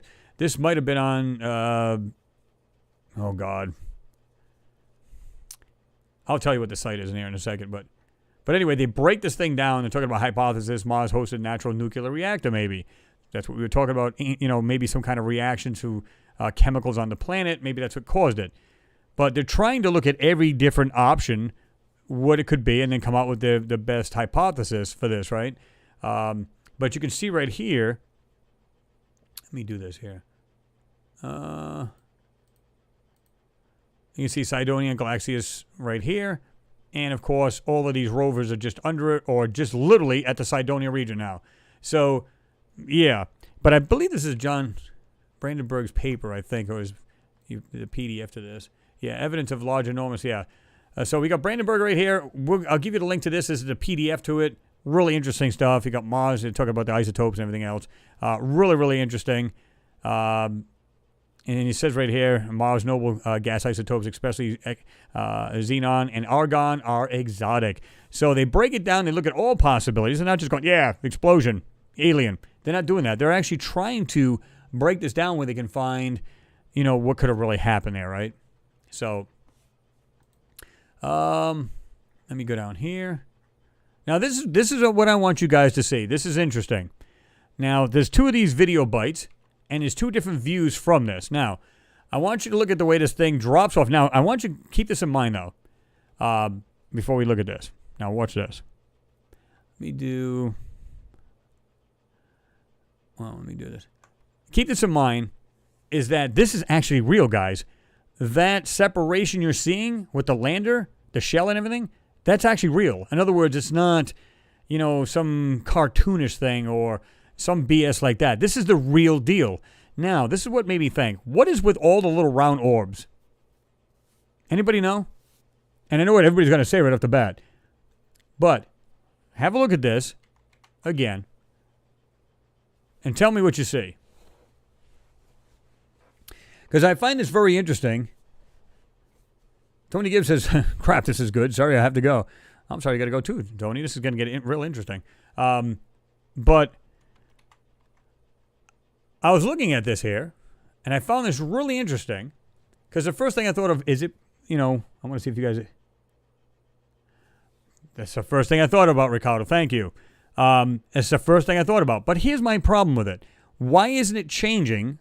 Why aren't these kind of flares, reflection flares, why aren't they moving as it's dropping? Notice that? Anyway, yeah, Tony, have yourself a good night there, good evening, and we'll see you soon there, right? So I'm looking at this. Why aren't they changing when that thing is dropping? You should see some kind of alternate kind of moving around. Here's another one. Same descent, different cam. Okay? That is the real deal. That is the actual separation. And you can see a couple things falling down because it's like blowing up. It's like an explosion. It detaches. So you can see several things falling down here on the left-hand corner and a little bit over here on the right. Let me get this a little bit bigger here. See it right here? One on the right, and there's two or three here on the left. Probably 4 or 5 of them on the left. But you see that, right? Okay. Well, it could very well be just ice crystals, but there's also, like I said, when that thing detaches, it's like an explosion, just it releases it. So either way is fine with me. I don't have a problem with that. What I do have a problem with is these orb-colored, I think they want you to believe it's reflective. I'll tell you why it's not. When you look at this, because it's real and it's not animated, it's not CGI, they're doing it to cover what's below this lander. There's things below in this photo. Now, let's go back to the original, because on the bigger, one of the larger ones, you could see something on the ground. And it's trailing, like there's like a line of them. Let's go back. Right here, on the upper part. And you notice how these things don't show up? It's before this thing's even out of place. They already have them right there. There's already one there before that. The lander actually drops right here on the top. You'll see them already forming. And that thing hasn't even dropped yet. They're doing it to hide what's on the surface. They don't want you to see it. Now, look in this circle right here. Right about the 12, just a little off center of 12 o'clock. You can see what looks like a large piece and smaller pieces trailing behind it. And I'm going to show you that in Photoshop, because I was able to try to look it over and see if there's anything, but it looks like a triangular structure. Now, maybe it's nothing, but here's the thing. It makes sense to me that when they try to drop this thing, it's a real deal. You can see that's a real craft. But they want to hide what's on the surface. But it looks like it looks like there's something actually in this particular circle. Okay? Let me show you that. All right, this is the original one. Okay? I went black and white on this. Now let's go into this. Look at the way this thing is shaped. That's probably way too small. Let's do this. Of course, it'll be bigger than the actual object, but let's do this. It looks like it's doing this. With something white and round on it. Of course, this thing's way off the ground, but these things may be quite large. And right next to it is 1, 2, 3, 4, and then there's something way off here, but they're all trailing. They're all in a row, and it looks like there's something maybe like a 90-degree angle thing here, but you can see that. Okay? We can rotate this and look at it from this perspective. Check this thing out. It literally looks like it's that kind of weird shape. Like it has... It's like almost like a triangular top to it, like a peak to it type thing. And then you have these other pieces. Okay? Put it back into the color. And it's just weird how it happens to be in this photo. Now, and it happens to be the brightest ones here where this thing is. Now, is it possible it's nothing? I don't know if I'd call it nothing because, like I said, the way that video looks, okay, it's like these two large circles at the top of the, between the 12 and 2 o'clock position, they're already on there before this thing even drops. Now, let's suppose people go, no, I'm still with the idea of it's a lens, well, we'll call it lens flare, but due to the reflection. Again, they're not changing while this thing's dropping. They're not moving. They're not doing anything as this thing's descending. I don't believe that. So what I think they did was they tried to do this because as this thing's landing, you would see everything on the ground or at least a lot of details you should not see. And I think that's the reason why they did this. Again, those are right there in this circle right here. The one right around the 12 o'clock area right there. And that's what we're seeing. That piece, these pieces right there. And I think that's the reason why they did this. So it would throw off the eyes and you would not see that. But I actually believe that that's a structure or multiple structures in a line. And guess what? Because it landed, you can see where it lands. Well, you don't really technically see where it lands. But picture that circle. Here's those pieces. Look where this thing's going. It's not going to be far from this, if they are structures, in fact, because there's no way to prove this. But if it does drop to the ground, it's not going to be far from what we're seeing here, if those are, in fact, structures. Would that make sense if we're seeing where the lander is, and I just did that video, we see all of these things kind of lined up. Because these things would be much, much larger from what we're seeing. If this is, I don't recall how high this is up. I don't know if it actually shows. No, it's not. It's not showing. It's just showing the Tianwen 1 orbiter to descend to Mars. So it's not saying as far as the depth, or I shouldn't say depth, but the height of this. I'm sure it does say it. If we read another article, we would find that. Yeah, exactly, Megs. They're trying to deflect this. What's really going on? Because again, I'm okay with any kind of lens flares from the reflection. I get that. I'm cool with it. But they're not changing. They're staying right there in its place. And you can see the reflection at the very lower part, about the 6 o'clock position of that, like this real sharp glare. See it right there on the actual descent module, or the lander module, call it what you want. right here at the very bottom of it, 6 o'clock position on that disc, you can see that. But all of these others stay the same. And then yet, at that very top circle, you can see what looks like something very large, and it's lined up. You can see things lined up. And that's what I'm seeing. And I think that's what they're doing. I think they were actually trying to hide what was there, but instead it actually, like, emphasized it. Like, it brought it out better. They were better off not even doing that. At least that's, yeah. I don't know.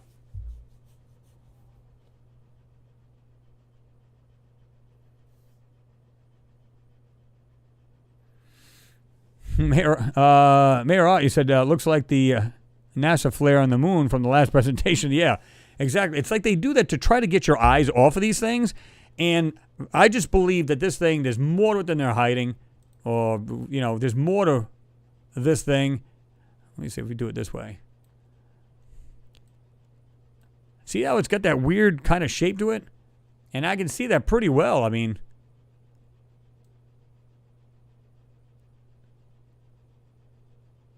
actually, it looks like it's got two dark things next to it right here. 1, 2, and then, of course, these are not so...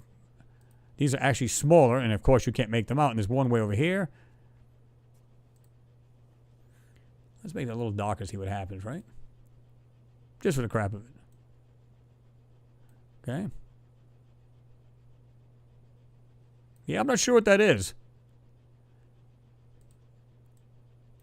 I don't know, but I see what looks like a weird structure, and it's going to be quite large, judging by, and again, we don't know how high this thing's up.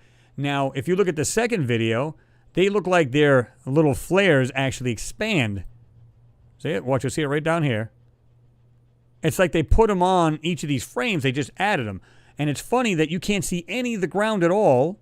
And again, it's probably not that far off the ground because they, as soon as the orbit are separated, I'll bet you got really, really good clear photos of the ground. And they don't want you to see what's on the ground. Again, these are not changing. So I don't believe there are any kind of reflective lens flare or any of that sort because none of them are changing. They're expanding, but they're not changing. What's your guys' take on that?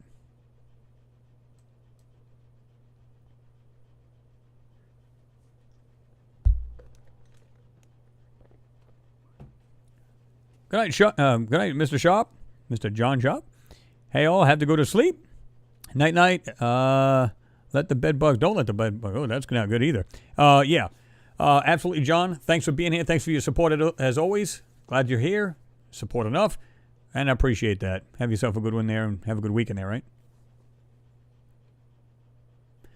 I mean, I seen this right off the bat. I said, this is total. It's got BS written all over it. And again, what I love about it, you can tell this thing is the real deal. It's a real recording. But what they did, you can see it. See the way these things, watch as they add here in the bottom. You can see it's going frame by frame by frame by frame. It's not like nice and smooth. It's like click, click, click, click, click, click. It's like they just took each frame and they added to it as this thing's landing. Because keep in mind, once that reflection stops, meaning the glare from that actual lander, or the capsule, lander, pod, call it what you will, as it's going away, you should be able to see the less of that flare you see from that thing, you should be able to see the ground pretty well. And that's probably why they did that. So, there you go, right?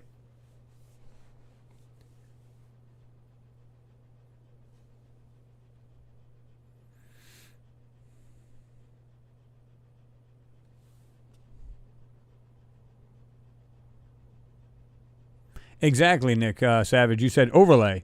Have seen previous shield drops with crystal clear background. Yeah, this is absolutely bogus. And when I seen this, I was just like, "What? Come on!"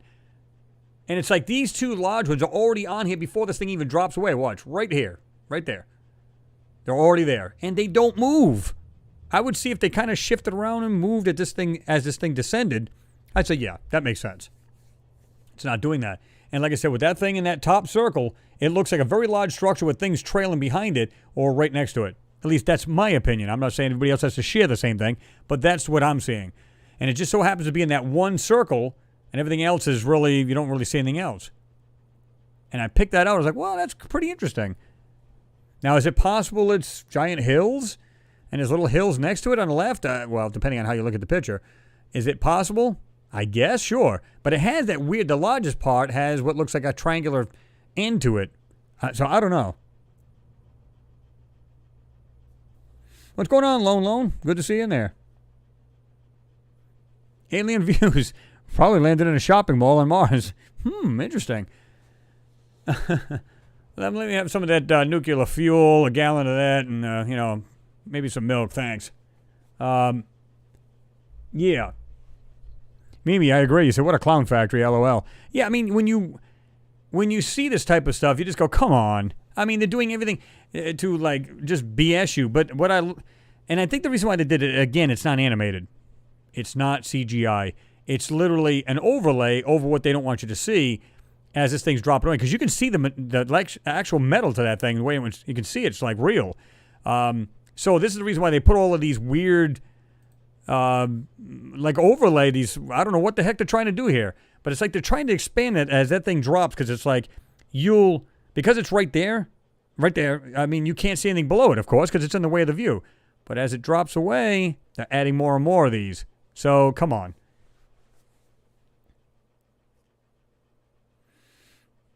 Lone said maybe those are caused by the differential of temperature between lenses and the shield, and that caused water on the camera. That's a possibility. Very good possibility. Now, yeah, which is a very good possibility. So, because I'm looking at this and I'm going, okay, so I don't know why it would do that. I don't know if there'd be that much temperature, because keep in mind this thing's been out in space for how long? Coming to Mars, and I can't imagine it's much warmer in the outer atmosphere. Well, what's the lack of on Mars? So although that's a possibility, I don't think that's a case. But yeah, it's a very good point. It could very well be. I don't think that it is, because it's just the way these things show, and it doesn't look like water drops. They look all consistent. Notice how they're like the same exact size. So I'm not sure about that. What do you think about that? And of course, that question was anybody or lone. Because they're all the same exact size. They're going to see water droplets of varying size, just a speck and a little bit bigger, water droplets, but they're all the same size. Exactly all the same size. Thank you again, James, for your support, man. You said, Chris, a cloth to wipe the lens on this one, man. Yeah, it's like it's almost like because they go out of the way to hide things, they make things more obvious. I mean, it just doesn't make sense, right? Pat says, I'm in Texas. Yeehaw!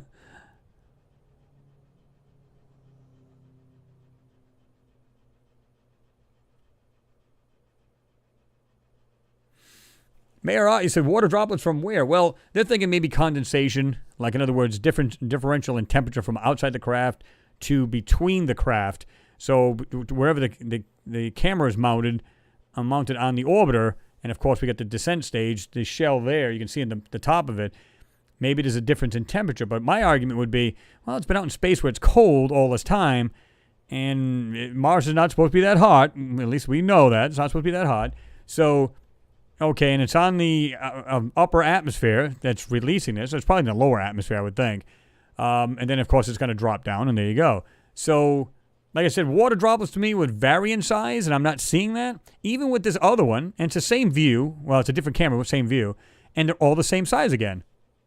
Now, is it possible because it's right up on the lens that can have that weirdness? In other words, you wouldn't see the actual droplets crystal clear, and they would look like a blur. That's true, but they still should vary in size, I would think. And I don't see a variance in size. I see them all the same. Am I seeing that right, or does anybody have a different view of that? Max Casey, trying to pull our attention. Pretty much. Robert Morgan says, hey, Chris, got caught up in a movie and lost track of time. No problem, Robert. I'm glad you're here, man. Good to have you in there. I hope it was a good movie. Jay McGuffey says, oh, yeah.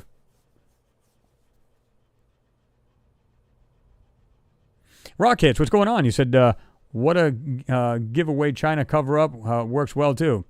Listen, they're all going to do that. Like I said, anybody who's, like I said, they're launching things to Mars and stuff like that. And again, it seems like they're passing these photos through NASA. Because if you look at the obfuscation and censoring going on in that one photo I just did in that today's video, you can see that. It looks just like something that NASA would do, JPL, whatever. And it's just written all over that darn photo. But they made a boo-boo on it, which is good. So, yeah, I thought that was really interesting. I don't buy this right here, these video clips. I love the idea that it's the real deal, but I don't like the idea that what they're trying to hide here. I don't like it. But like I said, it's just got these little weird pieces here. And it almost looks like it has a triangular pot and something right smack dab in the middle of it. Kind of like what Jean Ward shows, right? Where you can see something on top, like a megalithic something or other, like stone, and there's other weird things right in the center of them on top, and I don't know. You know, whatever it is. I'm trying to see if there's a better angle. Like, this isn't a bad angle right here. Because I'm trying to get it like you see it coming off. It looks like it's kind of facing upward towards the right, at least the pointed part of it. There, right there.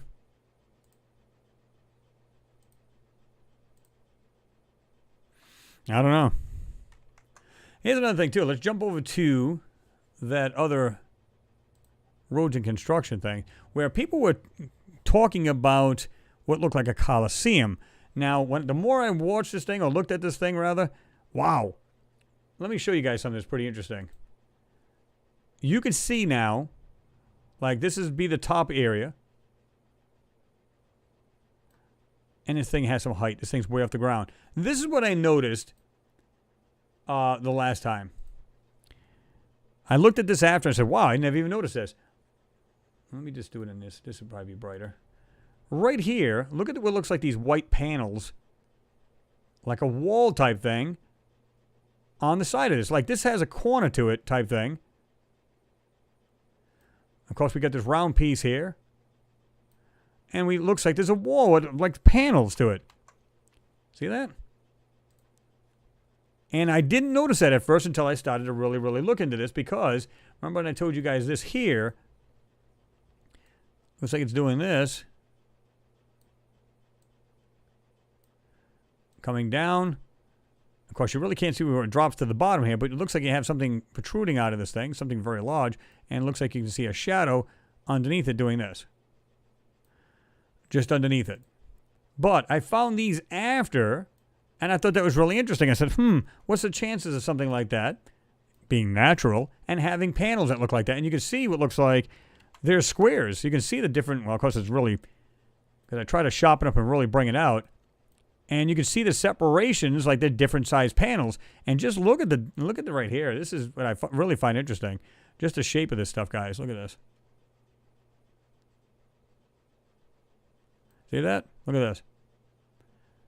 This stuff is not natural. There's no way around this. This is definitely 100% a city of some sort. And they try to hide this on Google. There's no doubt in my mind. That's what, you know, when you see something like this, you just go, wow. And again, if you were to look at that thing originally, you would have seen none of this. It's not, you don't see the height of these things, but they're there. Something down here, too. I think I showed that in the video, but regardless, I mean, wow. There's so much in here. Just the details in here is amazing. And like I said, when I looked at this and seen this wall type thing, you see this, it looks like it's doing this. And it's all white in here, down to here. But again, just the shapes of these pieces on here. And you see this one going like nice curvature, 90-degree angles. I mean, come on. Just that area alone is proof enough. Just that alone. Because you can see everything the way it's built together. It simply doesn't, it defies, you know, natural, being natural. It's as simple as that.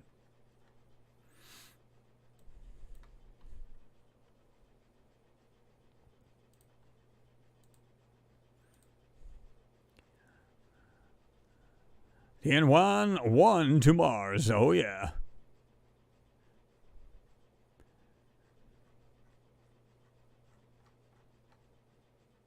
Navigation and terrain cameras. All right. Behold, more BS. Now, some of you guys are pretty good photographers, right? What do you think of those? Is that an actual lens, a lens flare, showing up on there because of the reflection of the lander itself, or the actual shield, rather? Is that what you guys are seeing, or do you see something else? Because it's very easy to say, oh, that's some kind of reflective lens flare. Anybody can see that, right? You go, oh, clearly that's that.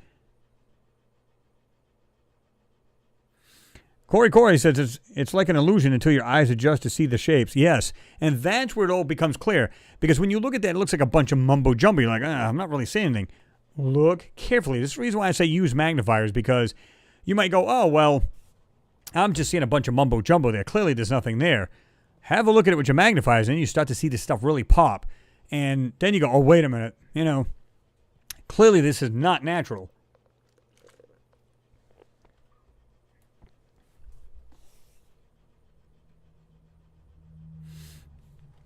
Dawn Has Broken says, we probably have no explanation in our reality.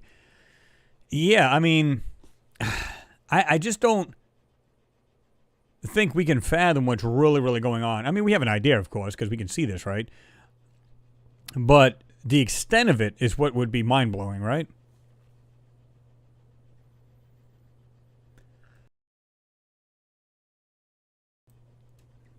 So...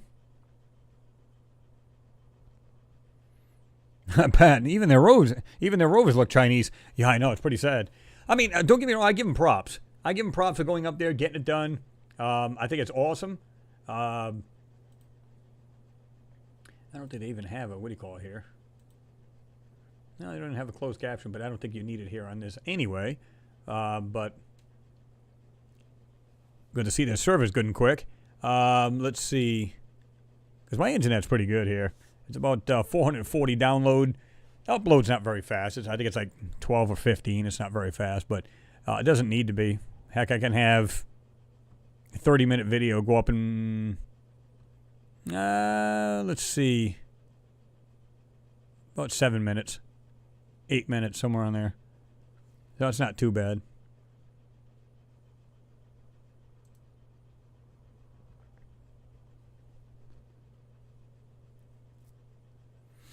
Martin Wolf Wright, you said, yeah, it's truly amazing picture that what more evidence do the non-believers need? I mean, I just showed you guys, and I didn't even show you those shapes that were on top of that last time. I showed you what was on the side of it, and I said how it was round at the top, and everybody's saying, oh, it's like a Colosseum type thing. I just think it's a bunch of structures in there, but I didn't show you the shapes that were on there. And, of course, those would look like white panels or a white wall, right? It just goes to show you there's definitely depth to this. This is working awesome. But, yeah, I was actually trying to figure out. I mean, it's only supposed to be what? Is it only supposed to be a 3-month thing here for this rover? It isn't supposed to be, or is it 3 months? I forget how many it is. I don't know if it's like a 90-day or whatever it was that supposedly this mission's only supposed to happen. So, not sure what's the deal. Yeah, I mean, because people often, like build something millions upon millions of dollars only to have, junk it in, 3 months. But, yeah, crazy. Look at this. How does anybody look and they go, oh, that's totally natural? Who does that? Look at that. And then these things, these square panels sitting underneath here. 1, 2, 3, 4. Come on. I mean, man. It's cool that they're there, but the line continues. Somebody had said in the comment section one time, definitely China's not going to lie. Well, have they seen the Chang 4 or Chang'e 4? The first photo that come out, I think even the 3, was totally hazed over. It looked like, a giant fog field. The lander didn't even look real. It was like because they cut into what they were censoring, they kind of got into the sides of it and it just looked retarded. It didn't even look right. So it was totally censored out. I mean, it was sad. Exactly, Mimi. New rover, same old lies. But the good thing about it, if they continue, and something tells me they won't, knowing their track record, that if they continue showing photos, well, then we got another source to get photos from, right? Especially seeing it's supposed to be next to the Cydonia Mensa. So, yes, absolutely. I hope to continue on with this. Matt Corbett says, best place to be on a Friday night. Totally agree with you, Matt. Thanks for being here, brother. Dawn says the road pops right out. Oh, yeah, it does. It's the first thing you kind of notice, right?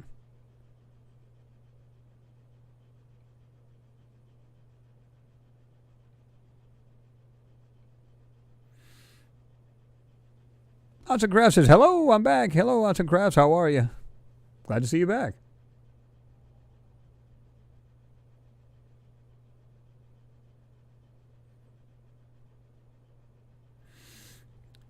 Nick Savage says, took years to build all that. Oh, guarantee it.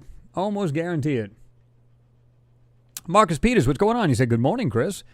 Good morning, Marcus. I hope you're doing well. Glad to have you back in there.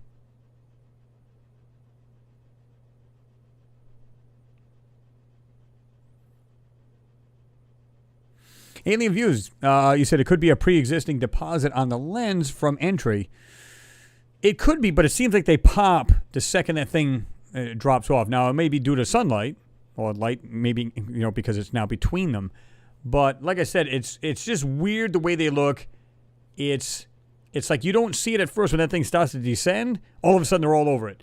So in other words, we don't care to put those circles there now because the actual the shell there is right there in front of the camera. But the second it starts to drop away, let's add these circles. That's what it seems like to me. I don't think it's water droplets. I don't think it's condensation. I think it's BS. I think it's an overlay. Because again, it's not animation. It is actually real, which I respect that about them. But then they're trying to hide what you could possibly see on the ground, and that's not cool. Especially if there's a city something similar to the one I just showed you guys. Yeah, that's the last thing they want you to see.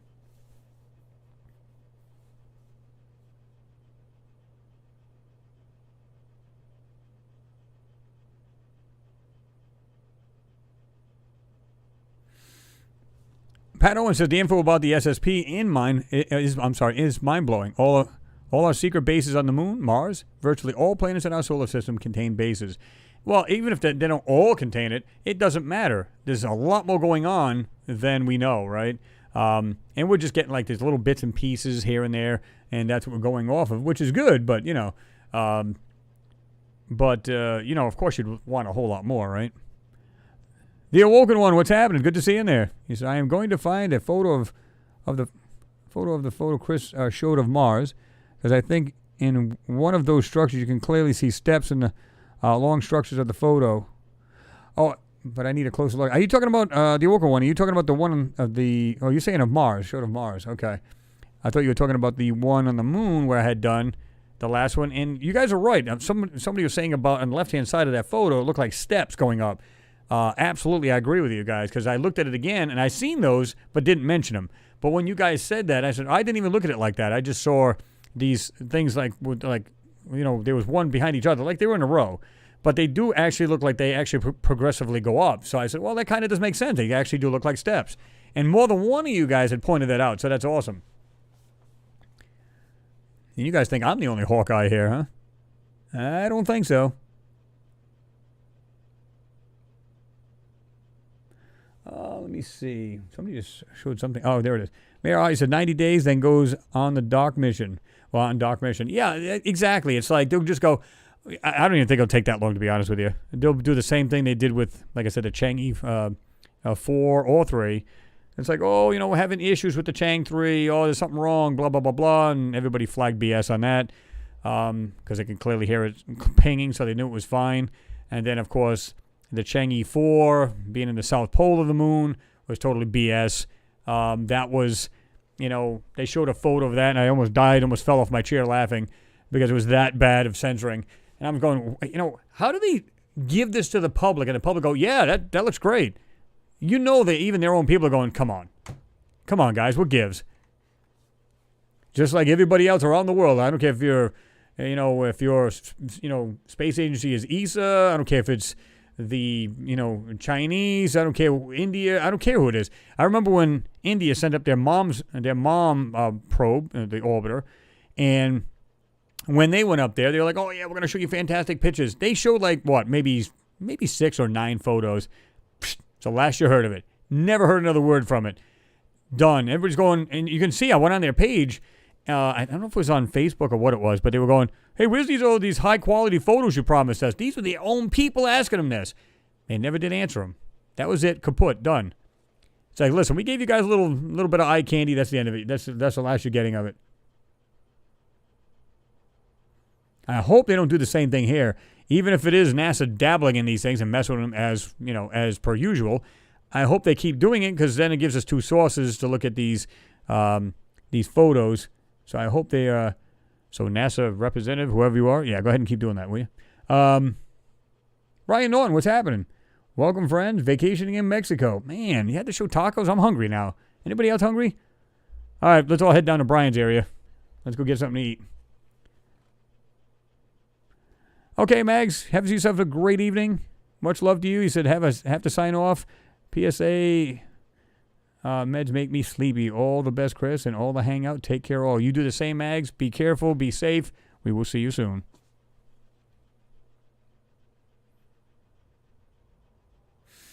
The Wogan one says, I was watching a video last night, and the military person claimed they have been secretly living on Mars for several years. Make of that what you will, but I am ruling nothing out with NASA. I'm not either. You know, I'm not going to say it's bogus, that's for sure, because anything is possible, right? Now, I'm not saying you got to believe everything, of course, because just kick something underneath the desk here. I wonder what it was. That's only my battery backup. I knock it off the shelf and everything goes black. That'd be good too. So yeah. So I don't put it past them either. I totally agree with you. And you know, if they say, you know, we've been on Mars since the 70s, I heard somebody more than once say, it would not surprise me. We went to the moon. Why don't we go to Mars? Now, let's suppose, I think later on in the years to come, you can almost hear it coming. Because remember, I think it was the Soviet Union at the time. Remember they sent a couple people up in space, and I think one of them died. Might have been even two people died on two different missions. You guys can correct me if I'm wrong if it was the Soviet Union at the time. But, you know, they're trying their damnedest to get these things out. They're trying to, you know, it's progression, right? You're trying to, you know, get out there. You're trying to do things. You want manned missions. And things are going to go horribly wrong at times. But that's science, right? And people are willing to take that chance. Now, it's almost like you could just bet like 10, 20 years down the line, you know, that you'll hear they said, oh, yeah, there was an attempt to go to Mars before the mission they want to do coming up, you know, within the next X amount of years. They're going to say, oh, no, this happened in the 70s. People tried and they died. It would not surprise me because you can bet that they didn't do all the calculations if they did send somebody the first time and somehow there's a major mishap. Who knows, right?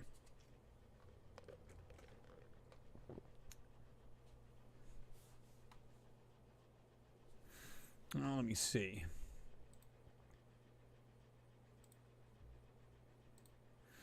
Okay, we don't need that one. These are supposed to be their ground-penetrating radar, these pieces sticking out here. So I'm not sure if the sensors right here, these are the antenna to actually transmit into the ground. But, yeah, I thought that was pretty interesting. The black and white view of Mars is a photo from the navigational camera on China's Mars rover Zhurong, released on May 19, 2021, about 4 days after landing.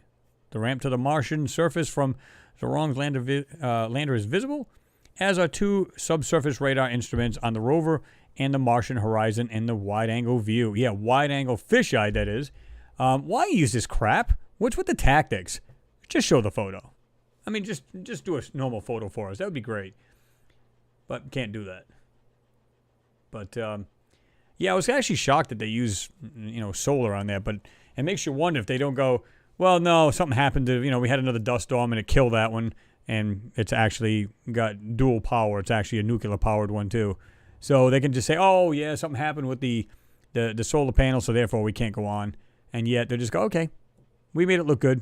You know, and the solar panels are nothing more than just for aesthetics. In other words, it doesn't do anything.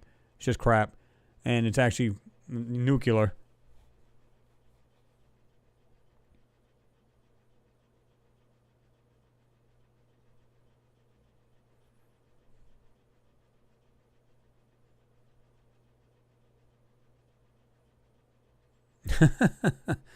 That's the time you wish you were an octopus, eh? Alien views. I need an extra hand to type while I eat. I hear that. Speaking of which, I think I'll have a little piece of candy here while you guys are sitting there eating. You guys are making me hungry here. We should stop that. Man. Let me see.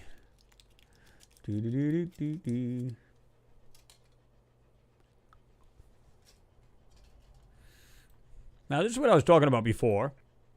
This is a 60 minutes. Remember we were talking about this. We have tackled many strange... No, we won't. ...stories on... Now...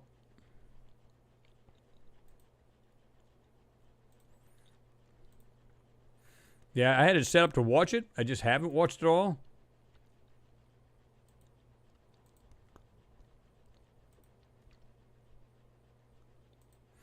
I'm trying to figure out where was this.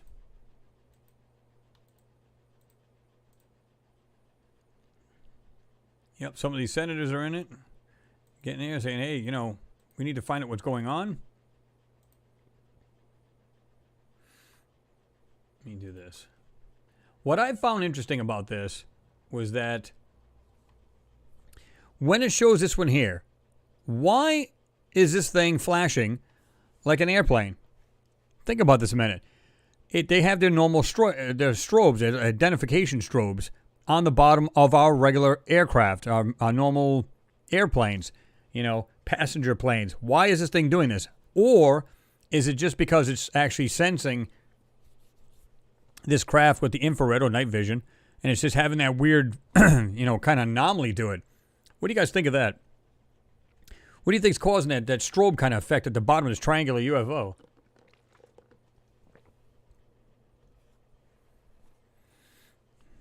And because, as far as I'm concerned, if it's anything like, if it's an actual strobe, that's telling me it's ours. Now, here's my theory about this. What if, you're a country who has the technology to build these kind of crafts, whether it's the Tic Tac, this triangular UFO, whatever it may be. What if you were to build it, but you wanted to fly anywhere around the world and look into any country you wanted to? What would you do? Oh, you broadcast to the world. We have these UFOs flying around. We don't know whose they are. They're definitely not from here, but they are actually yours. Now, if you wanted to go spy on Russia, what would Russia think? Oh, yeah, well, this thing's all over us now, too. It's checking us out. Not knowing all this time that it's actually either the United States, some other country. Maybe they're looking at Japan, their high technology. They're flying over their bases. They're not going to point the finger at any different country. They're just going to go, oh, yeah, we got the same damn things flying around our area. Not knowing it's a country that actually had the technology to build it. So it makes sense if you really wanted to be incognito kind of thing, where, let's say we built it. The United States built the thing, and now it gives us free reign to just run all over the world and, check into anybody's stuff. Oh, yeah, that same UFO you guys had in the United States is now over our military base looking at our stuff. You can now do it in plain sight, and you won't be finger pointed at. Think about it. To me, that makes more sense. Now, it also makes sense that there's a very good possibility that it's nothing more than maybe it is an otherworldly craft. What is your take on this if you guys look at this? Do you think that's the case, or do you think it is otherworldly?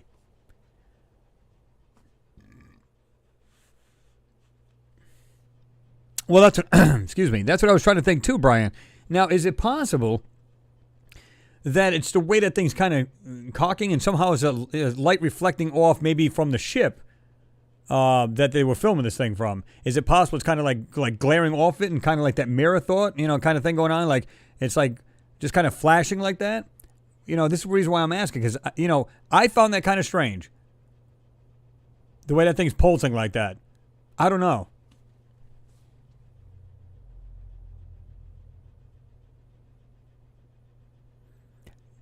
Jay McGuffey, didn't we all? He said, I used to use strobe light for timing. Would that be 6 degrees retarded or advanced?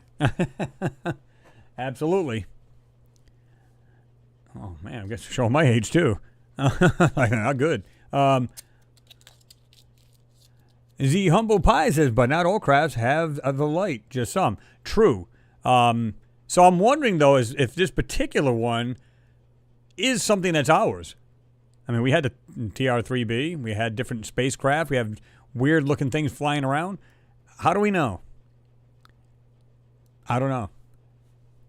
Because it just seems, if I'm going to spy on other countries, and I don't want nobody to know it's me, but I can get up close and personal to their military bases or anything I want, and maybe it's so high-tech that I can get out of there in a hurry if they're pointing some kind of, missile at me or whatever it may be. And maybe the only way they could see this thing was through infrared or night vision, depending. If, and that's the only way they could see this thing, because maybe they have, it's kind of like the, any of these military crafts that were almost invisible to radar. Is it possible it's something similar to that with the technology, and through this different wavelength they could see it? or it's actually ours. And like I said, if I wanted to go spy in other countries, I would just say it's not mine. So whatever. It's not ours. It's otherworldly. Now, other countries are going, oh, my God, I just seen it in my neighborhood. It's flying over our military base. We don't know what this thing is either. Right. But you as a country, if it is yours, if it is in fact yours, then you could fly over any part of the world and spy on them, and you would not be blamed for doing it.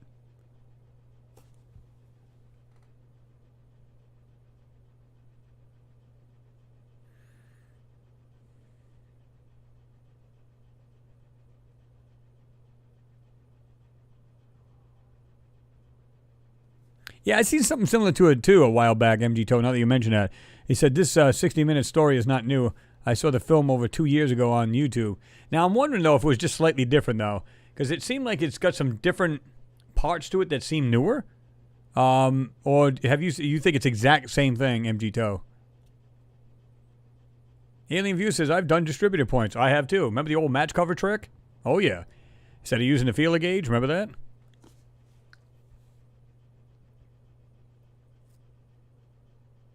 There you go.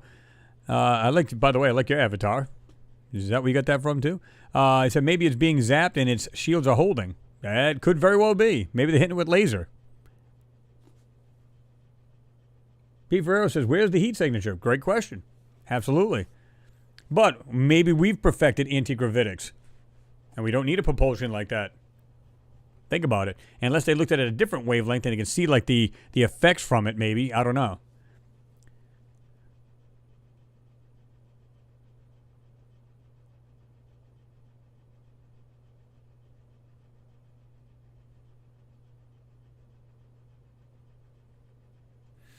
Jay McGuffey says smartphones were straight out of Roswell. I don't know. Never heard of that.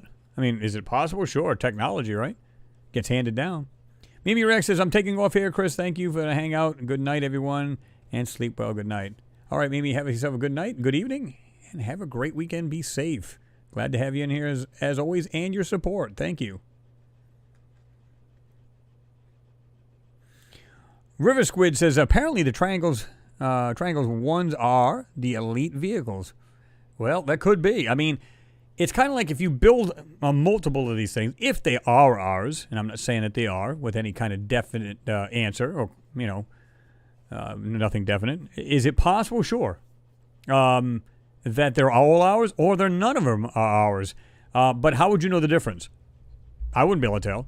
So in other words, if I built something and these things are flying around in the skies and I built it, you just better hope someday that they don't get, like you have like a dogfight, so to speak, in the sky, because they're going to find out we're going to find out pretty quick who's made here on Earth and who's otherworldly, right? Unless, of course, we have the technology to protect ourselves. Then you're going, oh, there's that alien invasion Stephen Gray was talking about. And look at, they're fighting amongst us. So which one's the good guys, which one's the bad guys? I mean, you know what I'm saying? It'll definitely have, like, you asking yourself a lot of questions, right? Oh, asking the questions like, what is going on here? And I think the invasion, if you will, quote unquote, is already on because, again, is it us doing it to ourselves, meaning spying on other countries and we're just using high tech to do that? Or is it both? Is it otherworldly as well? I don't know. Great for All says, so the fake alien invasion idea is possible. I think anything's possible at this point. Like I said, I mean, I don't know. I think we have the technology. Again, we've been messing with anti-gravitic since the 40s. And I think we got propulsion systems that are just ungodly. And if you can, if you get the technology to use these the anti-gravitics, then absolutely, man, you can navigate anywhere. Won't have a heat signature. That's if it is ours. And something tells me it wouldn't be far-fetched to believe it's ours. And like I said, if it was mine, in other words, I represent the United States military. If it was mine, I could just say, yeah, we're being invaded here, guys. I don't know what it is. So just be on the lookout, other countries. And then I could just fly my stuff in there. And because I have the technology to protect myself, maybe shields or whatever they can, anti-missile, whatever it is they can do, maybe with laser or EMPs shooting right out of that thing. Who knows? Because we do have that. We have like a microwave weapons. We have all kinds of crap that we use in our own military. So it would not surprise me if they have like this, a weapons arsenal on this that are high tech, and they can protect themselves. So let's go fly into Russia today and see what's going on with their military base. And they're going to look at this thing and go, oh yeah, we're seeing that UFO thing here too now. Oh my God. And they're not looking towards the United States and believing that. Now, I'm not saying it is the United States, because it could very well be otherworldly, rather. So I don't know. That's why I'm asking for your take on this, guys. What are you guys thinking here? Because I don't have all the answers. I'm just trying to think of every angle, right? Louis Longbeard, thank you very much for your support, sir. It is appreciated. He said, are we all ready for War of the Worlds? Good evening, all. Great videos, great people. Love the Hangouts. Well, I appreciate the kind words there, Louis Longbeard. And again, thank you for your support. Yeah, well, that's what I'm saying. Is it, so we have to kind of try to figure out who is who here. The Tic Tac UFO, that other orb one they just showed not too long ago, and the Pentagon released, where it looked like it's just hovering. Well, they said it was actually on the side of one of the warships for like an hour. And then, of course, they just watched it, and it just disappeared. They thought it just dropped right into the ocean.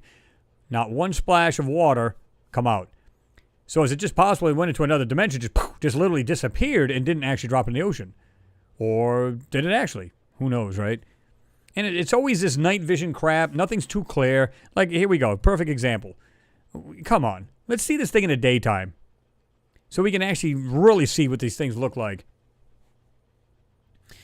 Cameron Diaz, you said, have a good night, Chris. Please stay safe out there. Have a good weekend, Chris. You do the same thing, Cameron. Thanks for being here, as always. Again, have yourself a good one there, right? There you go. Robert Morgan says, simple way to tell the difference, rivets. If they didn't already take this high technology from other spacecraft and learn how to make a seamless metal. I mean, think about it. If you really think about it, we have vehicles, meaning cars, that are one piece. We actually build a whole shell. So you can build it, and then, of course, you have your doors and trunks, and, well, you guys in the UK call it the boot and, whatever. And the bonnet and stuff like that. But, so other than the different parts that open and close, you can build one body piece. So how do we know they couldn't do something like that on this? Just build one piece, seamless. Of course, they'd have to worry about if this thing can fly extremely fast. It's like our supersonic jets or the jets that fly extremely fast. Of course, they expand with heat and contract. So it has to be a metal that can be able to do that, or they don't need to go that fast. Again, the technology, if it's anti-gravitics, whatever. So, there's a whole lot of things that come into play that we probably don't know, right?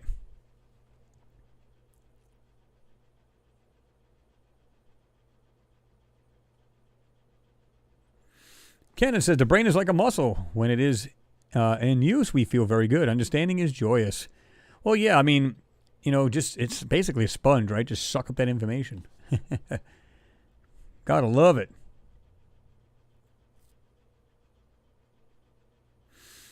Juxtabilly, you said, has holographic technology been mentioned at all lately in relation to these? I haven't heard anything. But is it possible? It is possible. I don't know. People say some of the stuff that they're putting out there may be holographic, but I haven't heard it related to these, right? So I don't know. James, you said, your question was Chris' question. If you don't mind, do you think you could be... We are being shown a lot more of the supposed top secret evidence, and do you feel that they are not real secret weapons since we are seeing them? Well, again, I think they're doing it to hide it. Now, again, if it is a country that's capable of making these things, they're basically going, hey, why don't we do this? Why don't we build this thing? We have the technology, and what we can do is we'll use this to just scout any country we want to, and we won't, again, have a finger pointed at us. So they won't come back at us, we won't have repercussions later on. They'll just think it's another worldly spacecraft. They're not only snooping in the United States, because we can put it over our own United States and saying, look, we're being looked at, and then we'll go over to Russia and do the same thing. Then we'll go to China, Japan, and any other country we want to, and they're just going to say, yeah, that thing's over our country too now. What the heck's going on here? Nobody will point a finger. So, yes, I don't know. I just, you want to believe, well, in a sense, I guess, that it's otherworldly, but it could be more sinister. It could be just us, and we're just basically spy planes. I mean, I don't know. I believe it's both, because there is some things, like you guys mentioned, where there's no heat signature or any of these strobes or anything like that on these. So, is it a combination of both? Very good possibility, right?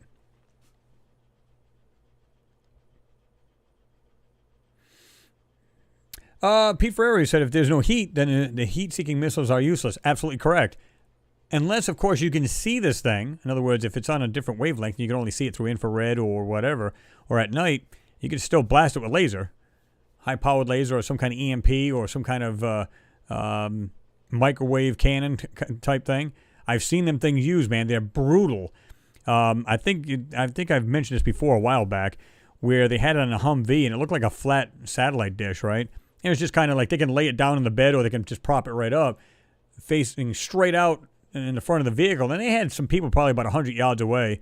There was like 3 or 4 guys standing. They just flipped this thing on for a millisecond, and they were all like, oh, they all keeled over because of the heat. It's basically, they say, well, it only affects your water droplets below the skin, but you can't tell me if you leave that thing on, you literally don't get cooked. You literally it'll cook you. Your skin will just catch on fire, basically, or just melt off of you, and you'll just be barbecued. So now picture something like that, a lot stronger, pointed at something like that. Now, if it's otherworldly, it probably wouldn't bother them. I don't know. Because we have weapons that are ungodly around here, you know what I mean? That the military has, and probably stuff we've never even heard of even dreamt of.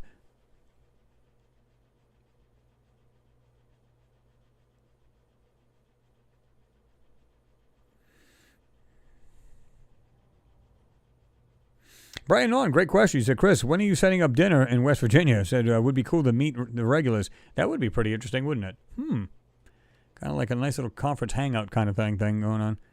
We could just sit there and shoot the breeze. Of course, guys, we'd be there for like ever. Can you picture that? We're like, all got there. All right, everybody get there at 9 a.m. Everybody gets there and it's like we're there for like 3 days because we're all talking about different topics. Or everybody brings their own work and we can just all discuss it and talk about it. And that would be pretty interesting.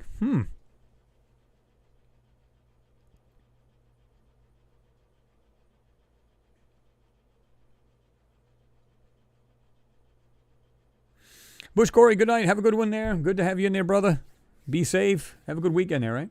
Said, good night. All sorry, been in and out, but catch you all soon. Great work, Chris, as usual. Have yourself a good one there, Corey. Ian, what's going on? Just noticed you popped in there, too. Good evening, Chris, and friends. What's going on?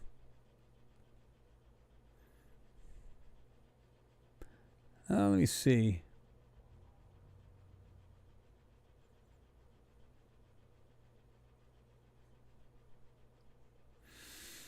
It's a good point, Daniel Webster. You said, these videos really are worthless. The best videos are the ones that come from the nuts and cuckoos, which is what the government calls them. Then that's the best videos. Yeah. Because it'd be like, oh, that's just bogus. When in fact, it's the real deal, right? Phil Cox with daughters Jessica and Kelsey Brown. Hi, Chris. Hi, everyone. Hope you're all good and well. We are, Phil. I hope you and the family as well. Especially there's some of this craziness going on. Anthony Busey said, I think you were saying, I think they can fly through water. Could they fly through mountains and buildings? Well, see, the thing they're saying is like, I don't know if it's the anti-gravitics puts like this bubble like around them, but they've been known to do like 100 knots underwater, which is insane, right? Because you have to have a good-sized craft to be able to do that. What I mean by craft, I mean like a regular ship, a boat, even if it's a speedboat, to go 100 miles an hour on the surface, let alone underwater, right? So that's what they said. They clocked them doing like, 100 knots underwater. That's crazy. What kind of craft can do that? But if you'd like seamlessly through the water, there really is no resistance, right? I don't know. That would be something to see. That would be, but I don't know if I'd want to be doing 100, knots underwater because you don't know what you're going to hit, right? Unless the navigation systems are like incredibly, just wow, right? Where just navigate through anything you need to. I'm sure they slow down at some point, too. They don't just like fly through every area. Go through the ocean that quick everywhere. H-Stars1AV said, we've had capacitive discharge ignition systems for autos since the early 80s using a rotating LED. That's true. What? Let me see something here. That is true.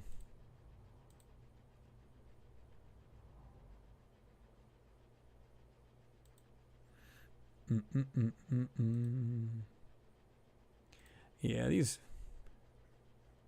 are pretty wild. But we'll see. I mean, I'm hoping we're going to see a lot more of this from China. We'll just have to wait and see. If we've already gotten, you know, the couple that were descent stage, which is, to me is, I think it's still bogus. And then we've got, you know, the other first video, or photo rather. So we'll see.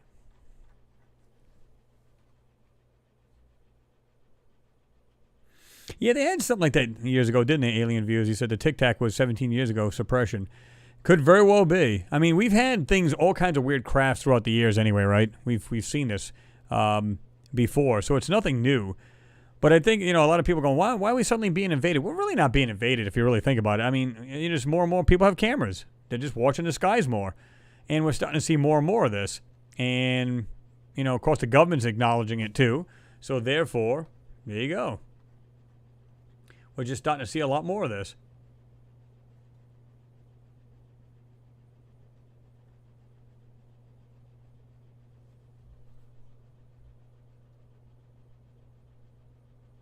Miss Haird, what's going on? I don't know if I said hi to you earlier or not, but hello to you. Hope you're doing well.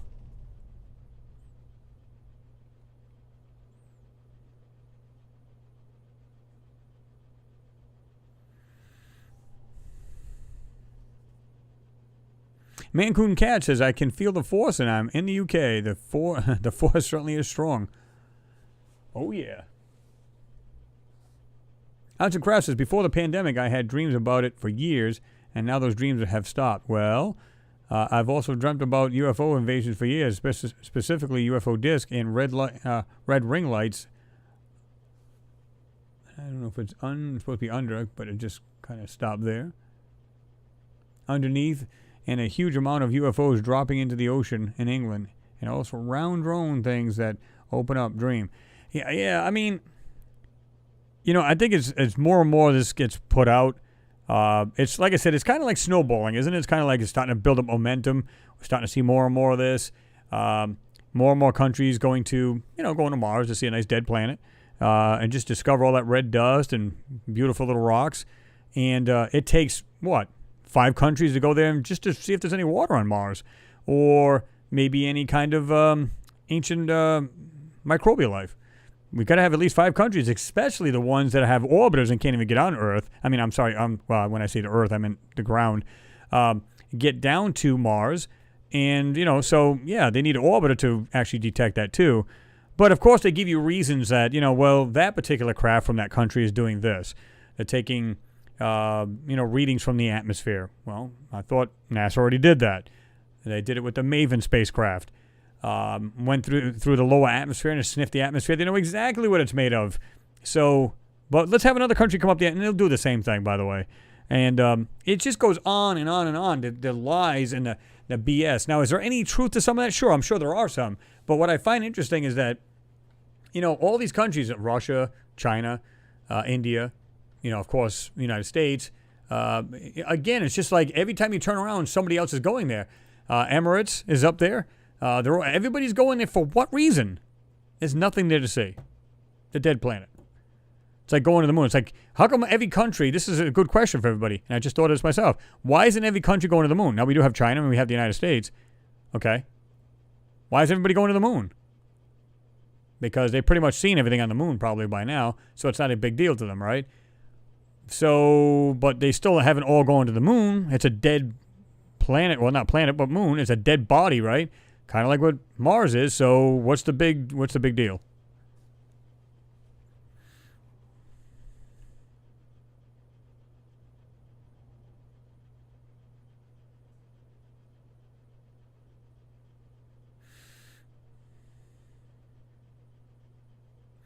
Yeah, Shazam, I think it's called. So China is not better than USA. They like to hide the interesting stuff. Well, like I said earlier in the live feed here, is that they're literally passing the photos through NASA. So they're all working together, because they'd be like, no, this is our mission. We're going to do this ourselves. We don't need you to interject or do any of this. We're good, thanks. And I would have preferred they'd done that, but again, knowing their track record on their moon with their Chang'e 3 and Chang'e 4, that I knew they weren't going to do anything of any value. I don't know why I still have that off. But I knew they weren't going to do anything of any value. They were going to hide it from the public too. So that tells me right off the bat. It just, they're literally hiding things, and they got to go through NASA in order to be approved, so to speak. It's sad. It really is sad, because I wish a country would go up there and say, no, this is what it's really up there, and this is what they're really up there for. So what? Expose it, get it out. So then we can finally, see the truth. Now, what's the big deal? If I seen like structures, of course I'd be at awe, but I'd be like, oh my God, check this out. And I'm talking about if you've never seen anything like it before, right? And they say, well, yeah, these structures here, you don't have to show the ones that have been decimated by some kind of explosion. Show maybe like a little structure that's maybe just kind of sticking out of the dirt, and that's the only one. So yeah, for some reason there might have been some kind of civilization here. Again, I don't know how some people would handle it. Most people like us, obviously, we're good with it. But we're talking about the everyday schmo that doesn't have a clue about this, and suddenly they throw this on the main news. I don't know how people would react to it. I think they'd be like, what? But that would be interesting. That would be cool to see. Even if they showed an instrument, something like a tool. Who gives a crap, right? Like there's a wrench laying on the ground. You guys call it in the UK a spanner. So it's just laying there. They're going to, maybe some weird-looking tool type thing. We don't know what this is. And start to bring out more and more of these things. So people start getting, okay, clearly that doesn't look natural. Well, wait a minute, that's even less natural. That one's even more or less natural. So now you start seeing a pattern where they're working up to this. And then finally they'll say, well, clearly there was something else here. We can see what looks like maybe there's a 90-degree angle of a corner of a building just laying in the dirt. This has to be something here, guys. And then later on in years, come out with the truth. Why don't we turn the corner, went down this big hill or this whatever, and we seen the small buildings laying there. Wow, clearly there was somebody on this planet. Okay. You built up to it. Let's get it out. That's the way I look at it. I'm sure it's not that easy because of military reasons. Again, the DOD is in this. So, they're pulling the strings. They're telling them what they can say and what they cannot. You better hide these photos for, I'm sure for military reasons and whatever else. So they're pulling the strings and telling them what to do. It's as simple as that.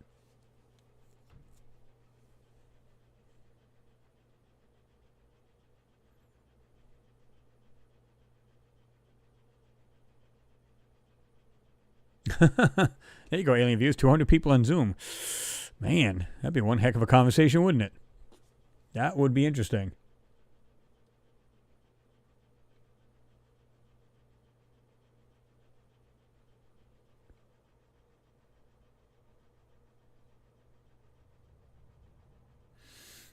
I didn't see this comment earlier, but Humboldt Life 707 said something is going to hit Earth. That's why. Well, I mean, they're contemplating it, because they are saying that there's some comets that later on in X amount of years, there might be one that will skim the Earth or possibly hit the Earth or whatever. I think even if they didn't know that, it kind of goes without saying. It's like, you want to have, self-preservation. You want to be able to make sure the human life lives on, right? And here's the thing I was dabbling with, too. What if you knew, and you're in the know, and you know for sure, that there's other civilizations out there? Wouldn't it make sense that you want to make sure that the human race thrives to one day meet them if you haven't already? That would make sense to me. Because you're saying to yourself, we want to live long enough in order to become part of this galactic neighborhood. Now, if they already are talking, which I think we all believe that's already happening, right? So I think that's kind of in no crap category. But what if they haven't? Or they're just gearing up to meet more of these civilizations? Because again, the longer you thrive, the more your technology gets better, the more you have a chance of getting out into space and seeing a lot more. So it kind of makes sense. So I don't know. It's things you think about in your head. You're like, I wonder what about this. I wonder about that. And, Alien Views. Yes, a Super Bowl anomaly presentation. Mancoon Cats, he said, oh, that's a good one. No one's been to the moon. Whoever told you that? Whoever told you they didn't? Seriously, I'd like to hear that answer. Whoever told you they didn't? And please don't come at me with this flat earth garbage. I don't want to hear it.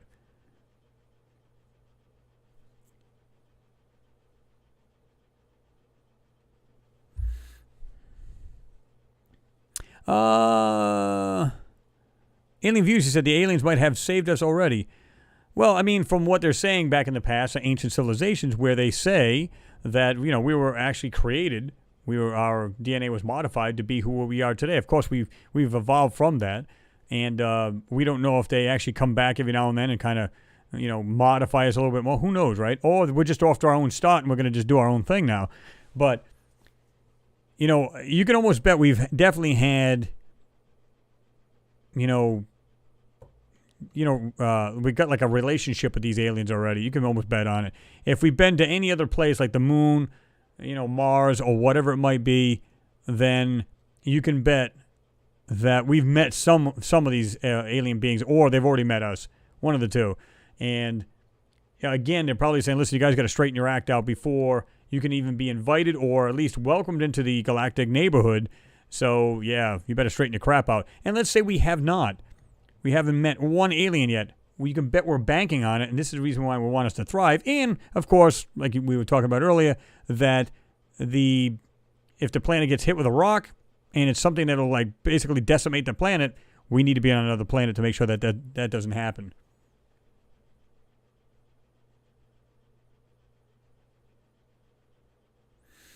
H-1AV says, Iapetus at Saturn is a cool moon. A lot of those moons are cool, right? Doesn't matter what planet. There's a lot of them, even, our own is pretty cool.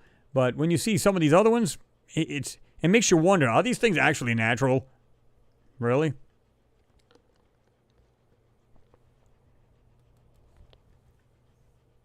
Nick Savage says, Earth is a prison planet. We have to break free to go to other worlds. Well, we're just, if you discover that there are other civilizations out there, wouldn't you want to expand anyway? You want to get out as much as possible? Again, if we were to believe, now I think Mars is different what they're saying it is, but if we were to believe that, that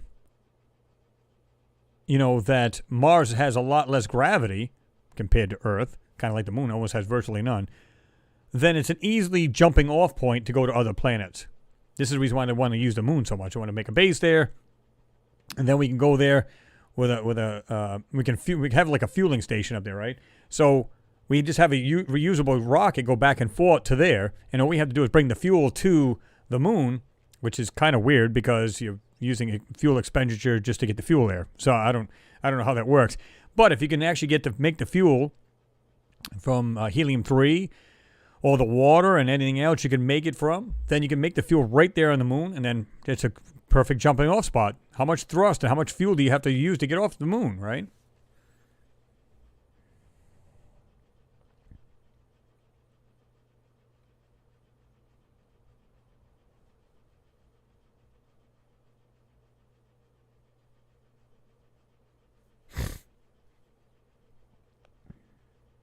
Notice that when I mentioned about the, and don't mention about the flat earth and stuff like that, I got another thumbs down. Imagine that, huh? So I probably hit the nail right on the head. What do you guys think? There's nothing is there a slight possibility that we haven't been to the moon? Sure. I don't believe that's the case judged on the photos. Now, these guys will come out with, it's staged, this, that, and the other. Let's go with, Stanley Kubrick. People are like, oh, yeah, he made that video. It's all a bunch of bogus. Let's say, for argument's sake, he did. Okay? And basically, this is the way I would say it happened. They made these videos to show that they were on the moon, but they were actually doing something much more different on the moon. In other words, they made up this, even if we were to go with that story, okay, it's an indoor building, they made up this film, make it look good, make it look like the real deal. But in the process, they really did go to the moon, and they were doing something much more different. This is the reason why the Apollo mission, like Apollo 11, came back in a somber mood. They did go, came back and saw something totally, that they did not expect. Oh, I'm sure they were briefed on it. But went there and seen things that were not ours, probably immense size, and they came back and they were just totally couldn't wrap their mind around it. This is the reason why a lot of them became recluses, right? So even if we were to believe in Kubrick rather, that he made this film of it, okay, that doesn't prove that we didn't go to the moon. That just means he made this up for the PR movement to show the public. But what they were really doing on the moon was something totally different. When that was bringing back samples of maybe metals from these spacecraft we've seen on the moon, or other things. That's why I said, remember before I said about the rocks, that was just a PR move. Yeah, let's go to the moon, not once, not twice, but yeah, we went from what? From, what was it, 8 or 9 or whatever it was, up to 17. So, how many missions do you need to pick up rocks? Well, this area might be a little different because that rocks probably came from somewhere else. How would you know where these rocks come from? You know, you're not going to go, well, clearly that one looks a little different, so that must have came from the Andromeda area, and this one here came from, come on. So, you know that was like a PR move. So let's suppose Stanley did do that. Okay, that doesn't prove anything. It proves absolutely squat. You know, it just proves that, okay, they were just trying to do a PR BS movie for the public, but on the other side of the token, they were up there really doing the real deal. And this is the reason why they came back. And judging by what I've seen on the moon from these photos, and again, let's suppose man never made it to the moon. We haven't. If you say we haven't, but you know orbiters have. And they have mapped the moon, and we've seen things on the moon that are clearly not ours, and they don't belong in the moon. So it wouldn't matter whether we made it on there or not. There's other people out there. Simple as that.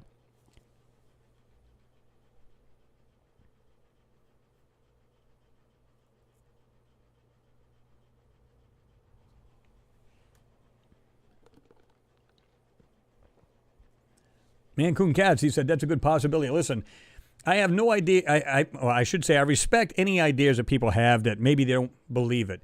As long as you're not taking this information from these flat earth people, because I've been round and around with these people, and when I bring up true facts, especially about when they say there's no satellites out in space, and I could disprove that with ease because my hobby was messing around with C-band and KU satellite dishes. I had one that was a 10-footer or 3-meter, depending on what country you live in. And I've had the 30-inch satellite dishes for free-to-air satellites. I was tapping just on the big satellite. I was hitting KU and C-band satellites, 23 satellites on that dish alone. And I was hitting a lot of free-to-air satellites until 2006 when a lot of them became digital. So a lot of them dropped off the satellite view. This is the reason why that hobby kind of failed out.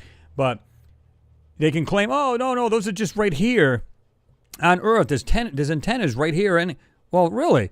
Because I have to actually point that directly at a satellite or I don't get it at all. So if it's at like a cell site type thing, then I should be able to just put an omnidirectional antenna up and get it from any direction I want to then, right? That's where a lot of these things fail. A lot of what they think is true logic is crap. And when I went around with one guy, he sent his cronies out to attack me on every field you can possibly think of. Why? Because he knew he was wrong.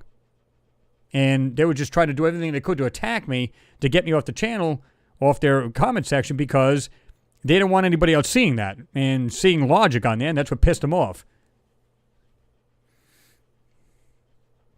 Jack Lambert, what's going on? Good to see you in there. He said, can't get young people to look up from their device or leave their room. They're going to leave the planet? Not without their iPhone, big tech monitor. Well, yeah, and that's sad, right? And it's like I think more and more people are becoming more preoccupied, and they're not noticing this stuff. But people like us, we're all over these things, right? We're looking at these things. We're looking at just crazy things, and we want to expand our mind. We want to see what the possibilities are. And you want to look at every avenue. You don't want to just go, yeah, I'm seeing it this way, so therefore it is. No. You got to look at it from every possible. Could I be wrong? Yes. Could I be wrong about this? Yes. And so that's why when I do these, I go, I want your take on it. I need to know your views because I could be totally wrong at what I'm seeing on here. So by doing it as a whole, we're all looking at this photo and saying, well, yeah, I believe that's true. Or no, I see it differently, Chris. I see it as this. Okay. I respect anybody's views.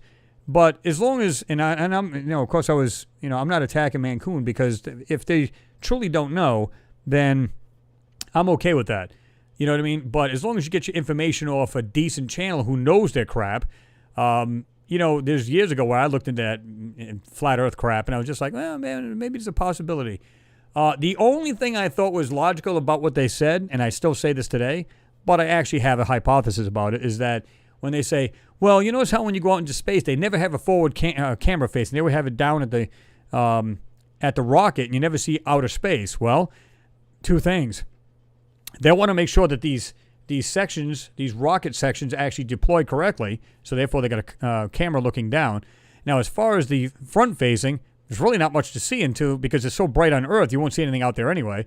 But even if you could get way out there, maybe there's space stations or things out there like war satellites, weapons satellites that they don't want you to see, like the DOD doesn't want you to see. So that would make more sense that they don't want you to see out there. So, you know, everything they come out with is just totally bogus, and they want to, oh, you know, even the water's flat. Well, please stop. You know, I've actually done a video. Our Earth is not flat is the name of the video. And if you're up and if you've ever flown in a plane, you know that. But yeah. Alien Views, there you go. We could offer them a free new iPhone. Yeah, if they go to Mars, right? Just say, hey, guys, if you go there, brand new iPhone. Mm-hmm. So, yeah. And you can take all the selfies you want while you're up there. The Awoken one says, I firmly believe that moon landing was faked and that the real moon landing did not happen until a few years after they officially claimed they had landed on the moon. Or what if, about this though, what if they already landed on the moon prior to the actual bringing it out to the public? What if that's a possibility? So in other words, they've been on it longer than we thought, and they had plenty of time to go over this stuff and bring it back. How do we know? So now they're showing them coming back. Yay, got the little suitcase full of rocks and everything else, which I think is totally bogus. You know, again, and I've said this a million times, but for the newcomers, just analyze this. When you see the Apollo mission, they're all leaving. They're waving to the public. Yeah. Got their spacesuits on. They're going into the capsule, and it's ready to take off. And, of course, it shows them on the moon. They're in the moon buggy. They're flying around on it. They're playing golf, and they're having a great old time. This is the part that may be fake. And I don't mean, well, when I say fake, it's for the PR move, right?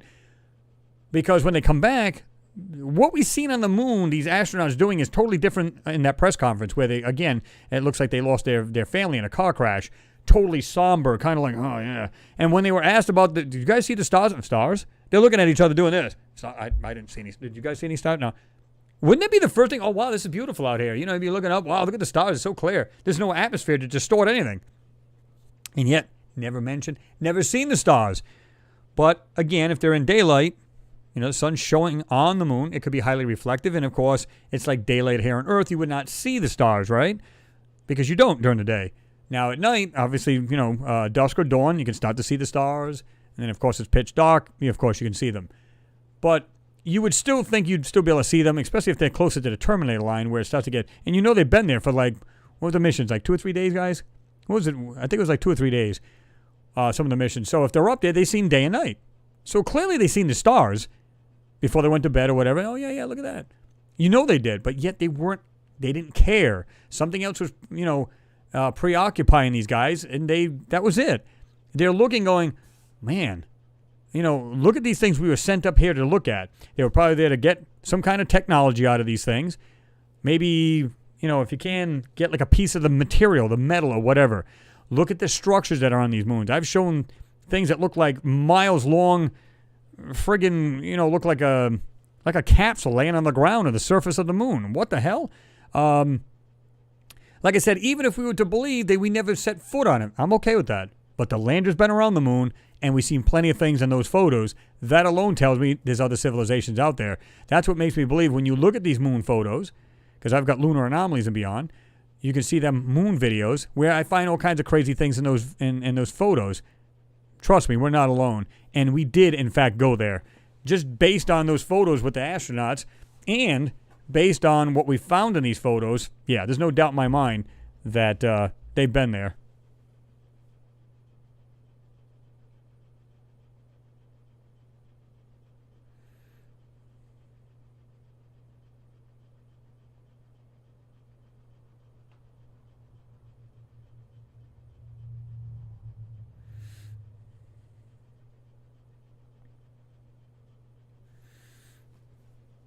Yeah, I have too. Alien Views, yeah. Sadly, yeah.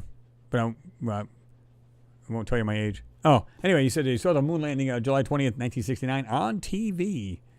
Oh, yeah.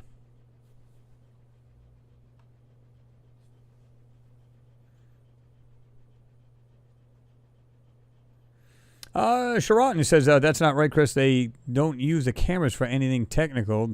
They got sensors all over the thing. Everything is monitored. What are we talking about? Are we talking about the capsule? What are we talking about? Are you talking about the actual orbiters? Gary Miller, what's happening? Good to see you in there. G. White's in there, 713. So I think they've perfected propulsion that is beyond conventional rocket fuels. I totally agree. Absolutely they have.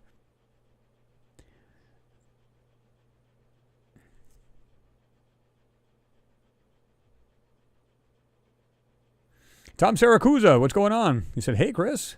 What's going on, Tom? Hope you're doing well.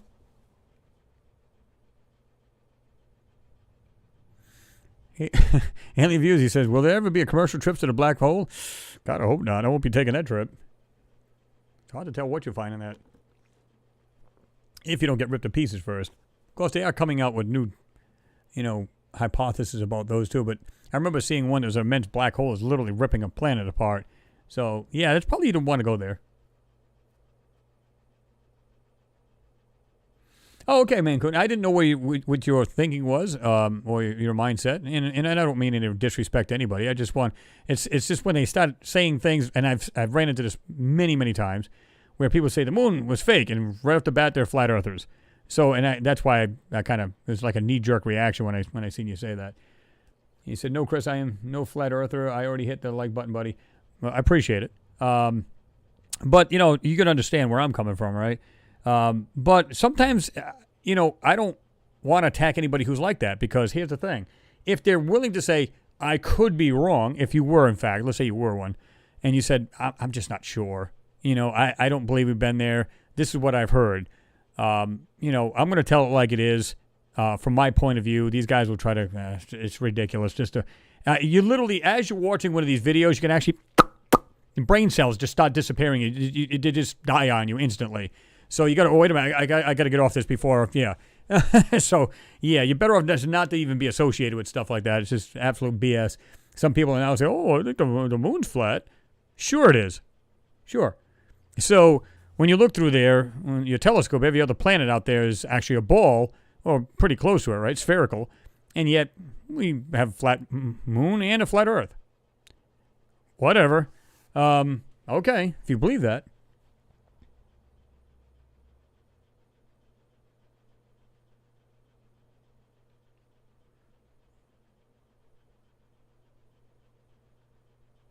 Mancoon, it's a great question. I just went back up a little bit and seen your other comment. He said, why do NASA state we cannot get through the Van Allen belts? I don't know where this... I've seen a video similar to that, and I'm not sure why they would say something like that, because if you understand the Van Allen belts, there's two Van Allen belts, okay?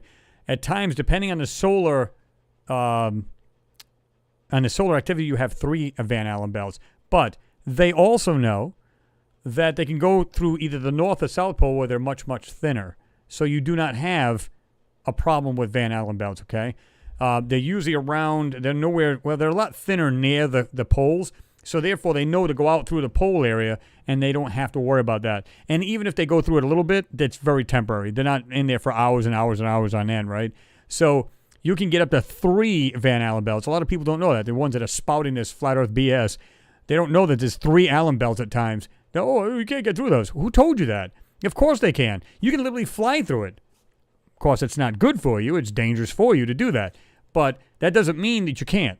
Now, what they know, because they've, because it was I think it was Mr. Van Allen, that actually they had satellites go around. They actually measured these, and they found out there was 2 to 3 of these. So they know where they are, where they're most dense, so they avoid that. And when they get thinner at certain times of the day because of solar activity, and when they get weaker, that's when they make their way through them. So it's not like they don't understand. They know exactly what's going on with our Earth and our Van Allen belts. They know all this. They're not dumb. And they're going to make sure that these but the astronauts, rather, are as safest as they can be, right? So will they be exposed to some kind of solar radiation? Yes. But this is the reason why they have that weird like gold Kevlar and stuff like that outside the capsules and everything else to try to guard against that, because you still get the particles coming through there and all kinds of weird stuff going on. So they do have issues to a certain degree, but not like people think. They think, oh, Van Allen belt. So they just go up and they hit a wall or something. That's not what happens. It's radiation to a certain degree, but it's kind of like, but they know when it thins. They know the thinnest areas to go through. They know when there's only 2 and not 3. Believe me, they're pretty swift. They're pretty knowledgeable about this stuff. You know, so I'm just making sure you understand. If you ever have questions about that, just let me know.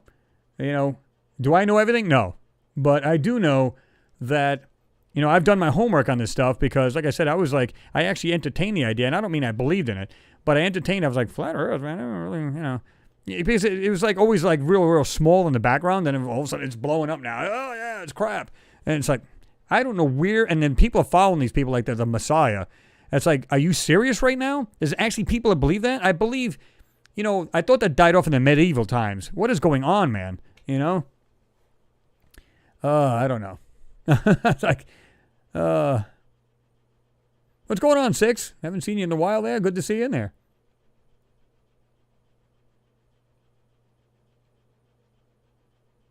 This thing jumped on me. I had to go back. Well, you know, maybe not in the strict sense, Mancoon, because you said Project Orion still states that we cannot get through the Van Allen belts, so I'm very confused. Well, here's the thing, though, but they also claim they're also going to be going to the moon. So doesn't that confuse you right there? So you know that they can get through these things. I don't know why they would state that they absolutely cannot, because they can. And I've read peer-reviewed papers about how the Van Allen belts work, and they clearly can get through them. So I don't know why they would say that they absolutely can't get through them. Of course they can. You know, even the Apollo missions, they all went through it. They're all Apollo. So they definitely can go through it. Now, they were exposed, don't get me wrong, but that doesn't mean they can't make it through it.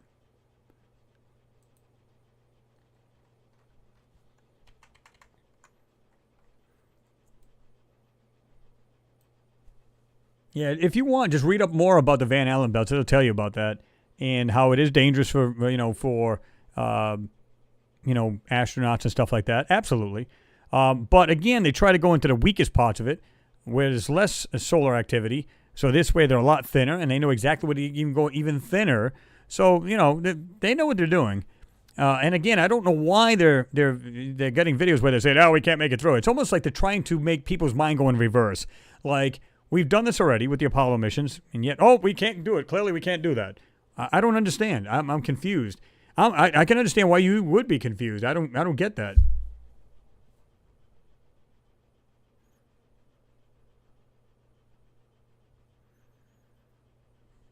Nick Savage, you said, I think the moon landings was a mixture of truth and lies. They covered the true purpose of the mission already knowing what was there, just like on Mars. Yeah, they knew it, but they had to come up with a story so that people would believe, oh, wow.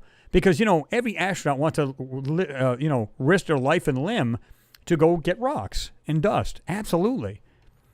What? Is it possible that they did get rocks as well? Sure. But that's not the main mission. That's not what it was all about. And again, I'm judging on the photos from the LRO, or the LROC, the Lunar Reconnaissance Orbiter Camera. We're going by those. And even if you were to say, yeah, we absolutely never went to the moon. Okay, cool. If that's what you want to believe, then go for it. That's not what happened, but let's go with that.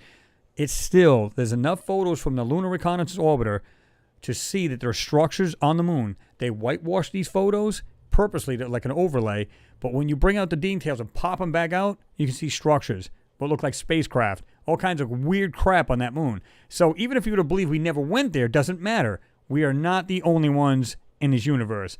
We are part of something much larger. I've always said that, and I'm going to stick by that till the day I'm dead, because we are just part of this small, little, I like to call it the rundown neighborhood, if you will, that there's probably other species that came to the solar system at one time, and then they left and went somewhere else. Maybe they jumped onto another planet themselves.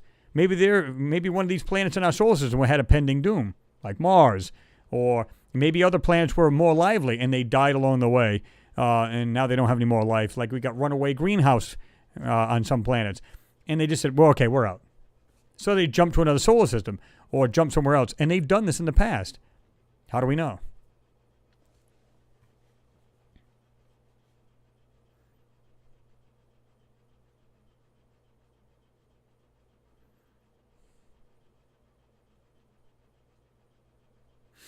Jack Lambert says, I would say we 100% have anti-gravitics and wonder if we have trans-dimensional, anti-grav may be a doorstep to trans-D. It could very well be, because you could just pop in and out of any kind of any dimension, right? Because they said there was, well, what is it now? We were talking about this last one, because at the point way back in probably the 90s, early 2000s, we had like 11 dimensions. Now, I think there's like 24, I think somebody said. One of you guys said it. It might have been, who the heck was it that said it in the last one? But regardless of the fact, we know we can actually, I don't know if they can actually absolutely prove of the 11 dimensions, but still, we know how we can get to like the first 4 or 5, but they know there's at least that many, and now they're saying there's more. Now, I haven't really read up on that recently, so as far as like how many there are now, sure, I'll go with that.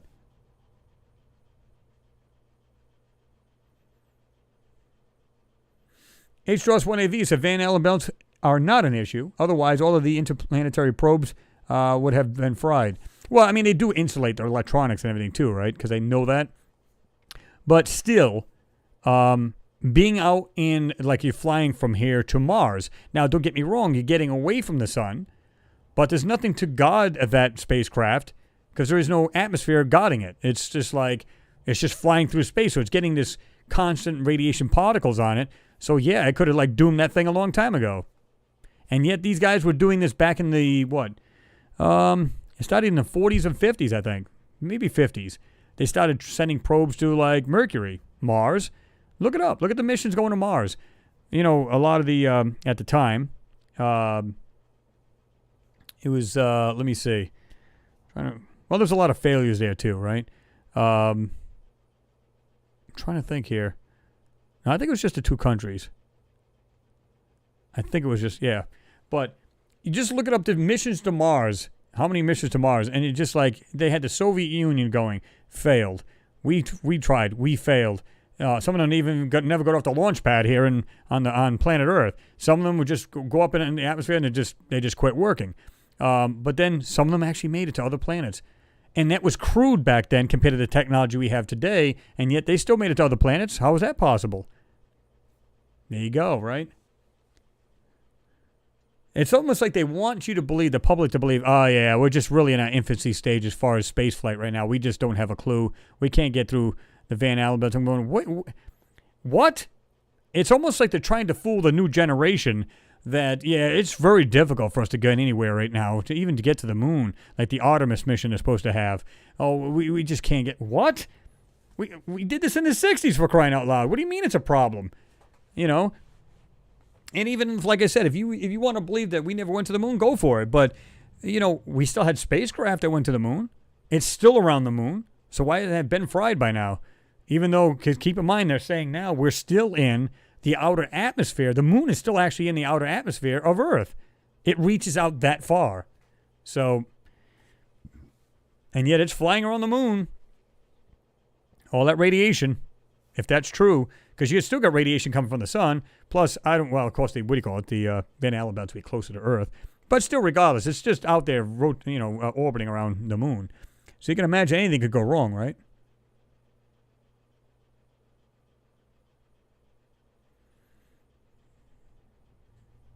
Yeah, there's always updates, right, on scientific papers, right? There's the humble pie. You said Hawkins was wrong, but right about the afterglow at the edge, but also inside, which he was absolutely wrong on. Well, I mean, it's like anything else, right? Science is always progressing. So you've got them, they're saying, well, this is the best theory we have based on facts. And, of course, other scientists look at it and they do a peer review paper. And right now, at this moment, this is real. This is what we believe. But as soon as they get more and more technology and they research it more and find out, oh, wait a minute, what we thought was this is no longer this. So it's okay for a scientist to be right, 5 years right now in a row and then be totally wrong the next year. It's going to happen. As we progress in technology, this is going to happen, right?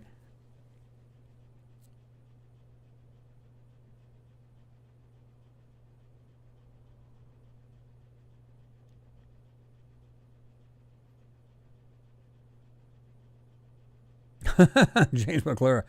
No way the Earth is flat. I used to live in West Virginia. There's not a flat spot to be found. I can vouch for that. I live here. So, yeah. Yeah, there's not really too many flat parts around here. Yeah, good luck with that. But yeah, so I mean, there's a lot we have to learn, guys. I mean, and I think that even though our government is way ahead of us in the knowledge and in the know, they still have a lot to learn. And I've said this before. It's like we're infants. We're just learning to crawl and then run. And, we're just by leaps and bounds. And we're just seeing things on the moon. We've seen things on Mars. We've seen things probably on other moons they're not going to tell us about. So they're going, wait a minute, guys. I want to get a piece of this. I want to, and not so much for like gain, but I want to see this up close. I want to see this for ourselves. This is the reason why we had this many moon missions, and I believe it never stopped. I believe they kept going, and I believe that they have a moon base up there, and that they've been, pulling this stuff apart and dissecting it for years. And they pretty much have a better understanding. Maybe this is where some of this technology came for some of these spaceships here on Earth, right? Who knows? Pure speculation, but that doesn't mean it's out of the realm of possibilities, right? And like I said, we're just now seeing these things going, oh my God. So we're not the first people in this area. We're not. There's been people here prior to us, or back in our thousands of years in our first cycle here on Earth. How do we know? You just don't. But even scientists, even though they might be in the know, they probably don't have a clue yet as to what's really the big picture. And that's what it's all about.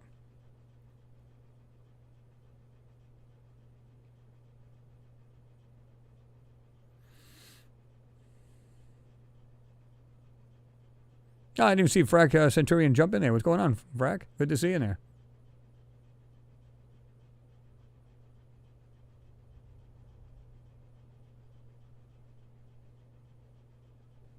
Six, you said, did actually Bill Nye actually say that? He said, Bill Nye, science guy, said this generation needs to get this in their heads. The Earth is a sealed system that we cannot escape.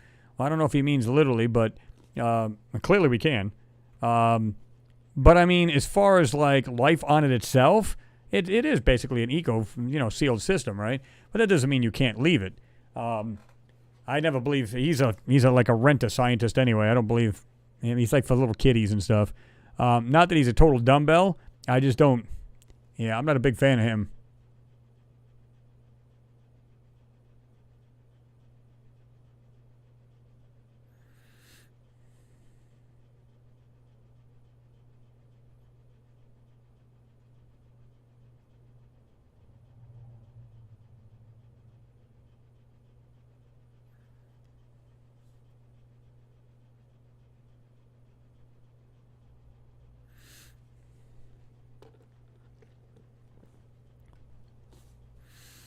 G. White, I know you were commenting back to Mancoon Cats. You said, did you say the same about plastics? Do you say the same thing about plastics in the ocean that is much more of a problem than a Tesla floating around in space? No, well, I mean, I look at it this way, right? When it comes to like Elon, right? He wants to, be spacefaring. He wants to be on Mars and stuff like that. Because I think we do have to preserve the human race, right? And maybe he just sees no way around this. In other words, he sees at some point we're going to just, we're going to become so large that we're just going to implode on ourselves. And that's been a theory for a while. They said once a civilization gets up to, they grow so far they can't grow anymore and they just implode on themselves. So is it possible he just sees this planet never getting better as far as like waste, the way we treat the planet? We're, running it ragged, taking its resources, so on and so forth. Is it possible he sees that and says, I don't see a positive end to this? So I've always said that they'll probably have, like Mars, or have a civilization and be more like a utopia where they're not going to do any mistakes they made here on Earth. It'll be totally solar or wind generator because they do have wind there. It'd be mostly solar because, again, if there's not much atmosphere to filter the sunlight, then they can gather quite a bit even from this distance away from the sun compared to Earth, right? So I think what will happen is they'll say, listen, all the mistakes we made on Earth, we're not doing it here. We're just not doing it. And I think if they're going to build a civilization, I think they're already going to build it out of a lot of the structures they're already seeing there. Let's say that, maybe there's only a few areas that have decimated areas where the buildings have collapsed and, been melted by heat and whatever else. But then there's areas totally untouched. Again, nuclear fallout it'll fall away at some point, right? So I think they could just get into these structures and use them.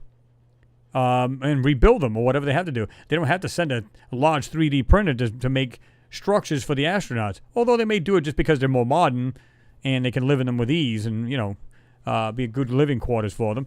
But that doesn't mean they're not going to build them kind of like they would do and make a moon base so they can go out and inspect what they found on the moon. And they may be doing the same thing to have astronauts, of course, a civilization go on there and start studying what's on the moon, on Mars before, they actually send a real civilization there. So, I don't know.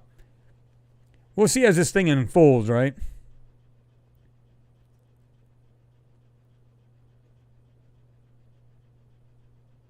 MG be careful. If you say the earth is not flat, the Catholic Church may burn you at the stake. That's a very good possibility, which is scary. Mike Henry, you said, what are the thoughts on the Dyson Sphere? I guess you meant Dyson Sphere. I don't know. You notice how we haven't heard anything else about it?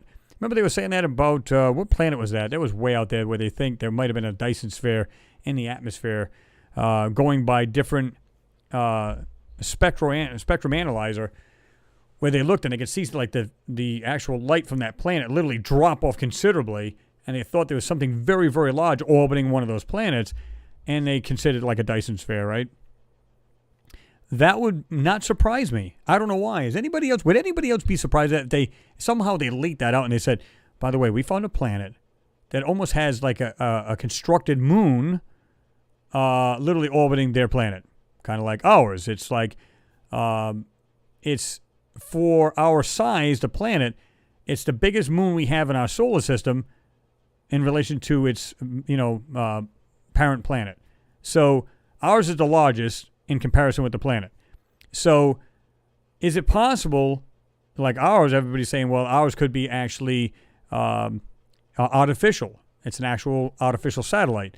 Or maybe it was a spacecraft, so to speak, that another civilization came there and it was brought here, and then, of course, we came to the moon. I don't know about all that, but what I'm saying is if it's a very good possibility that they can build something outside. So wouldn't that be kind of cool, too, if you said, okay, instead of going to another planet, we'll just make our own, so to speak, like a giant space station.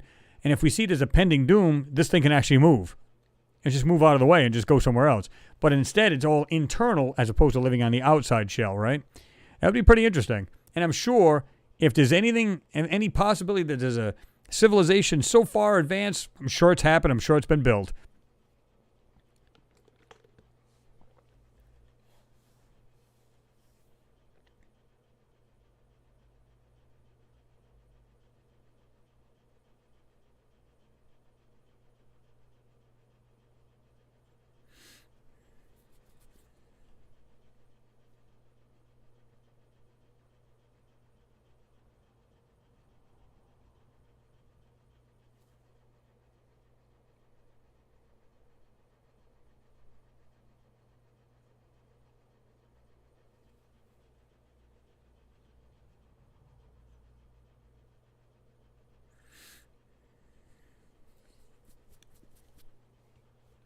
Let me see here. I see you guys going back and forth about telescopes. Yeah, Miss Here, I just seen your comment. You said Neil deGrasse Tyson is a physicist. Yeah, he's an astrophysicist, and I think he's full of hot air. I like him as a physicist, but I think he knows a lot more than he's claiming to. He'll say, oh, UFOs, never seen any proof of that, blah, blah, blah, blah, blah, blah. But yet now, is he saying he doesn't believe the Pentagon? Is that what he's saying? There it is. They're right there telling him that it's confirmed it's not ours and it's probably otherworldly. But yet he's like, UFOs. He makes light of it and laughs about everything that's similar to that, right? That's not cool. I think he knows a lot more than he's claiming, and he's just not going to say anything, that's all.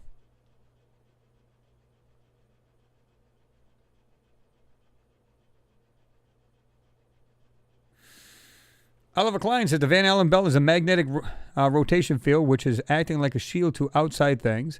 Also, by trying to get out, it pulls objects back, so only can be passed at weak spots. Well, again, yeah, they know how these things move because they're active, right? they're moving around and stuff like that. And again, depending on the solar activity, there could be 3 of these Van Allen belts, and they know exactly when to go through them. They know based on the solar activity, they know when these things will be thinnest or weakest, and there's only 2 and they're at their weakest, and then they can just fly right through them or around them, because you go through the North or the South Pole and you can get around these things, right?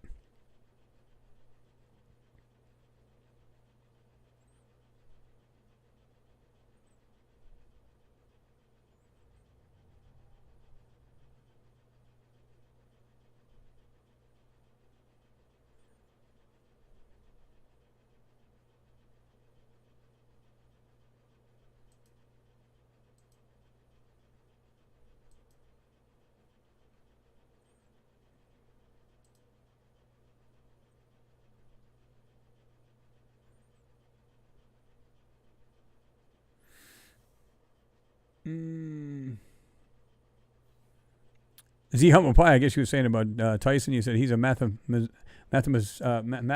I'm sorry. I'll get my tongue to work at best, pretty much.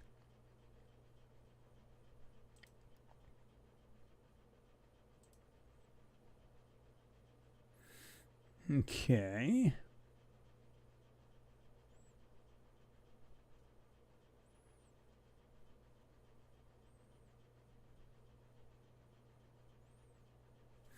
Miss Harris, you said, I haven't seen Tyson in a while quote on anything, but to deny UFOs when our U.S. government is admitting that is they do exist is ludicrous. Well, the thing is, being he's this astrophysicist, you know that's all he does is look at the sky, basically the stars and, quasars and all this other good stuff. So you know he's got to know this crap. You know he's in the know.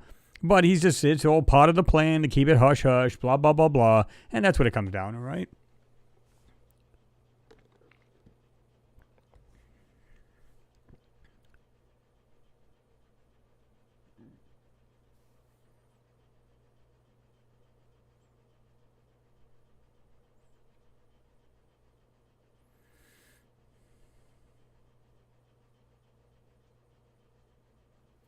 Yeah, you got that right. H.1AV, you said a Dyson sphere in our infrared light would be extremely bright. Pretty much.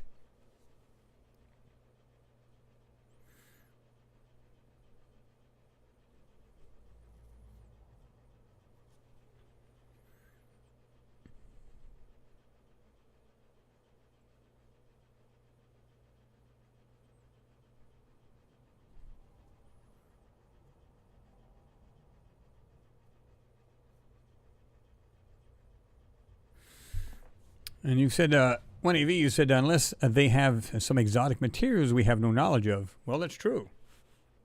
That's true.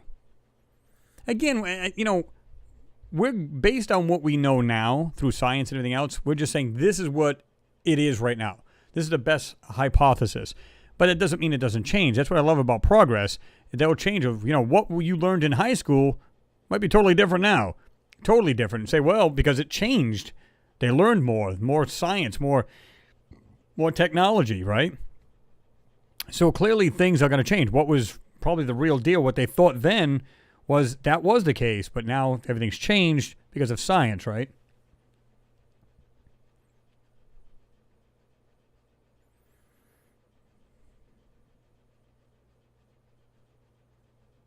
James Cragen said, Chris, I know we have said this a few times, but we know that they never stop going up. And anything else is just not right. But, of course, that's just our opinions. Yeah, you hear me, man. Yeah, I mean, it's true. But the thing is, it's like, again, if they went there to the moon to begin with and they've seen the things that they've seen, why would you stop? Clearly because you're going to want to see everything you can to see about everything up there. And it's not in just one area. There's been many areas they've probably seen. We've done different Apollo missions where we've seen crazy things in these photos. And you can see where they literally censored these photos out. So that they're hiding things on it. And this is on not just one mission, but almost every mission they've ever done. Why? Because they didn't go there for rocks and dust. It's as simple as that. So, again, I don't know why one rock. Now, I understand what they're going to say. Well, because of this area over here, we have a feeling that this rock might have been from, maybe it's like 3 million years older than this rock. Who cares? Really? I mean, don't get me wrong, if they take it and they want to see if there's, they break it open and see if there's any fossil fossilized anything in the rock. I get that. But, again, if they were looking at the moon to begin with, long before they sent the LRO, and they seen something on the moon that didn't make any sense, okay, send the LRO. We're going to map the moon. Map it. That thing's been around there for X amount of years. I think it was just early 2000s, wasn't it, guys? When was the LRO up there? I think it was early 2000s. But, so they're literally, they mapped this thing over and over again. They've seen everything, and they've got a crystal clear, photos of these things.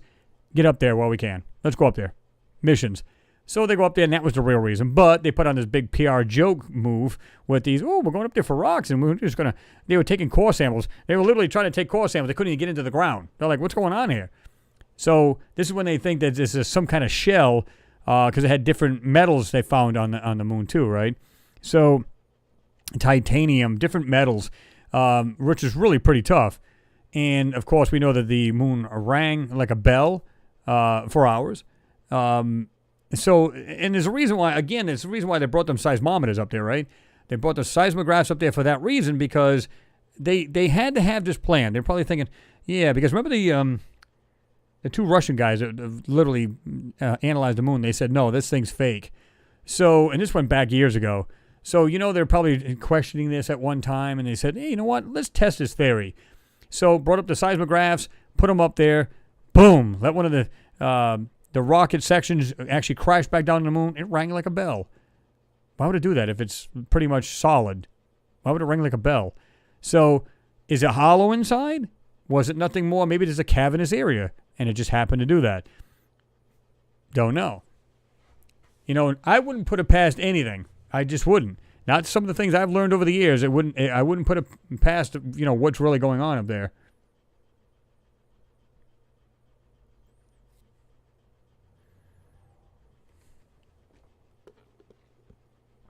I don't know about you guys, but seeing you guys made me hungry earlier. I'm going to go and eat. So what we're going to do, we're going to jump on off this bad boy, and we're going to get something to eat. So you can blame yourself for cutting it short. No, I'm kidding. This is actually, 3 hours, over 3 hours, right? Almost 3.5 hours. So, as always, good hanging out with every one of you guys, and ladies, of course. It's always a pleasure being here with you guys on a Friday evening. So, I had a great time. I hope you guys did too. And there's always something cool to bring in. If you guys haven't watched the latest video, check it out. Just got that one up here. First one from the China rover. The Zhurong, if I'm even pronouncing that right. They always come out with these goofy names. Sometimes you're totally off base with the name. But regardless, they're hiding things just like, it's got the same signature as NASA would do. Just the same way they would manipulate a photo and censor it out. But some of the things you don't even have to enhance the photo, and you can see the darn things right in the photo. It's just crazy. So cool at the same time, right? But yeah. So we got more coming up. I don't know. Try to get one on there Monday again if we can. But we always try to get maybe 2 to 3 videos out a week.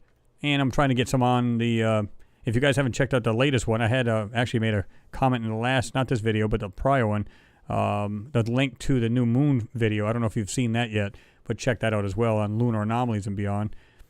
Check that out. And really interesting stuff here, guys. It's just weird things. Even if you find one thing that stands out and you go, why does it look like a pipe or something that's intelligently made as opposed to a rock, dust, hill, whatever it may be on the moon? Because clearly it's a moon. There's not supposed to be anything on it, just like Mars. If you see like one crazy thing that looks intelligently made, you got to question it. Okay, clearly it's not. It's either intelligently made or natural. And if it's not natural, what is it? Why is it on Mars? And if it's not natural, why is it on the moon? Right? So it's things you should question. Even if you don't agree with a lot of the findings, I don't care if it's just my videos or somebody else's. Even if you don't agree with it, look at it yourself. This is the reason why we give you guys the links, so you can check it out yourself. And a lot of you guys are now enhancing these things, which is great. So you're able to go through there and, check these things out. So, which is great. And a lot of you guys are enhancing these things, which does my heart good because more and more people are getting into these, which is awesome. So, yeah. But anyway, everybody have themselves a great Friday. Good weekend coming up. I know some of you guys are already into Saturday, but have a great weekend. Be safe. Just keep looking at these pictures. Sometimes I know I try to get to some of these things, but I can't always get to them. The ones on Mars Anomalies at AOL.com. Well, it's Mars Anomalies at AOL.com. And a lot of you guys will send me your photos of your enhancements. Sometimes I can't even get to them. People get angry with me. They're like, "Oh, come you're not answering my email?" I promise you, I'm not doing it on purpose. It's just that a lot of these things, I work a regular job, then I do this. And it's been crazy because some people are out because of these COVID BS. And I don't mean it's BS, but I mean because they are, in fact, out. So, yeah, But we do our best to try to answer them if we can. And if not, it's not purposely done. And it's because I'm very busy as well. Just like a lot of you guys. You guys got your daytime jobs and whatever you do after the fact. So, but as always, guys, it's always a pleasure to be here with you all. And just the support is overwhelming to me. And again, any kind of support. Again, verbal or otherwise, it's just awesome to have that kind of support with the channel. And I try to make it easier on everybody because, like I said, some people are saying they've got an issue with trying to, I don't know what it is. I've done it before. I've sent money through these things here, these super chats, never had an issue. But some people, I don't know if it's just I don't know what it is. I don't know if it's their, what they're using as far as like if it's Google Chrome or what it might be. So they said, they'd ask me, hey, you don't have a PayPal. Well, that's why I'm trying to put it at the top of it, so make it a little easier. Because I've had people ask me in emails, how can I support it? I don't know. I mean, I'm thinking, can't use a super chat, but it is what it is. So I try to make it easier. So again, it's always greatly appreciated. I can actually feel my voice going. That's how much I talk tonight. Is that my voice? But anyway, so like I said, it's always a pleasure being here with you guys. It's like I said, it's like the researchers at the round table. We get to just chit-chat about just about everything, right? And it's just awesome. So, but what can I say? You guys are awesome. Much love to every one of you guys. And again, the support is overwhelming. So I appreciate it more than you know. So with that, I'm going to let everybody rock and roll. It is what time? 22 past. We'll let it roll to like 8:30, at least my time. So another 8 minutes. Let you guys rock and roll. Maybe chit-chat it up a little bit. Then we'll just cut off the stream. And then everybody enjoy their weekend there, right? Anyway, guys, be safe. Peace to you all.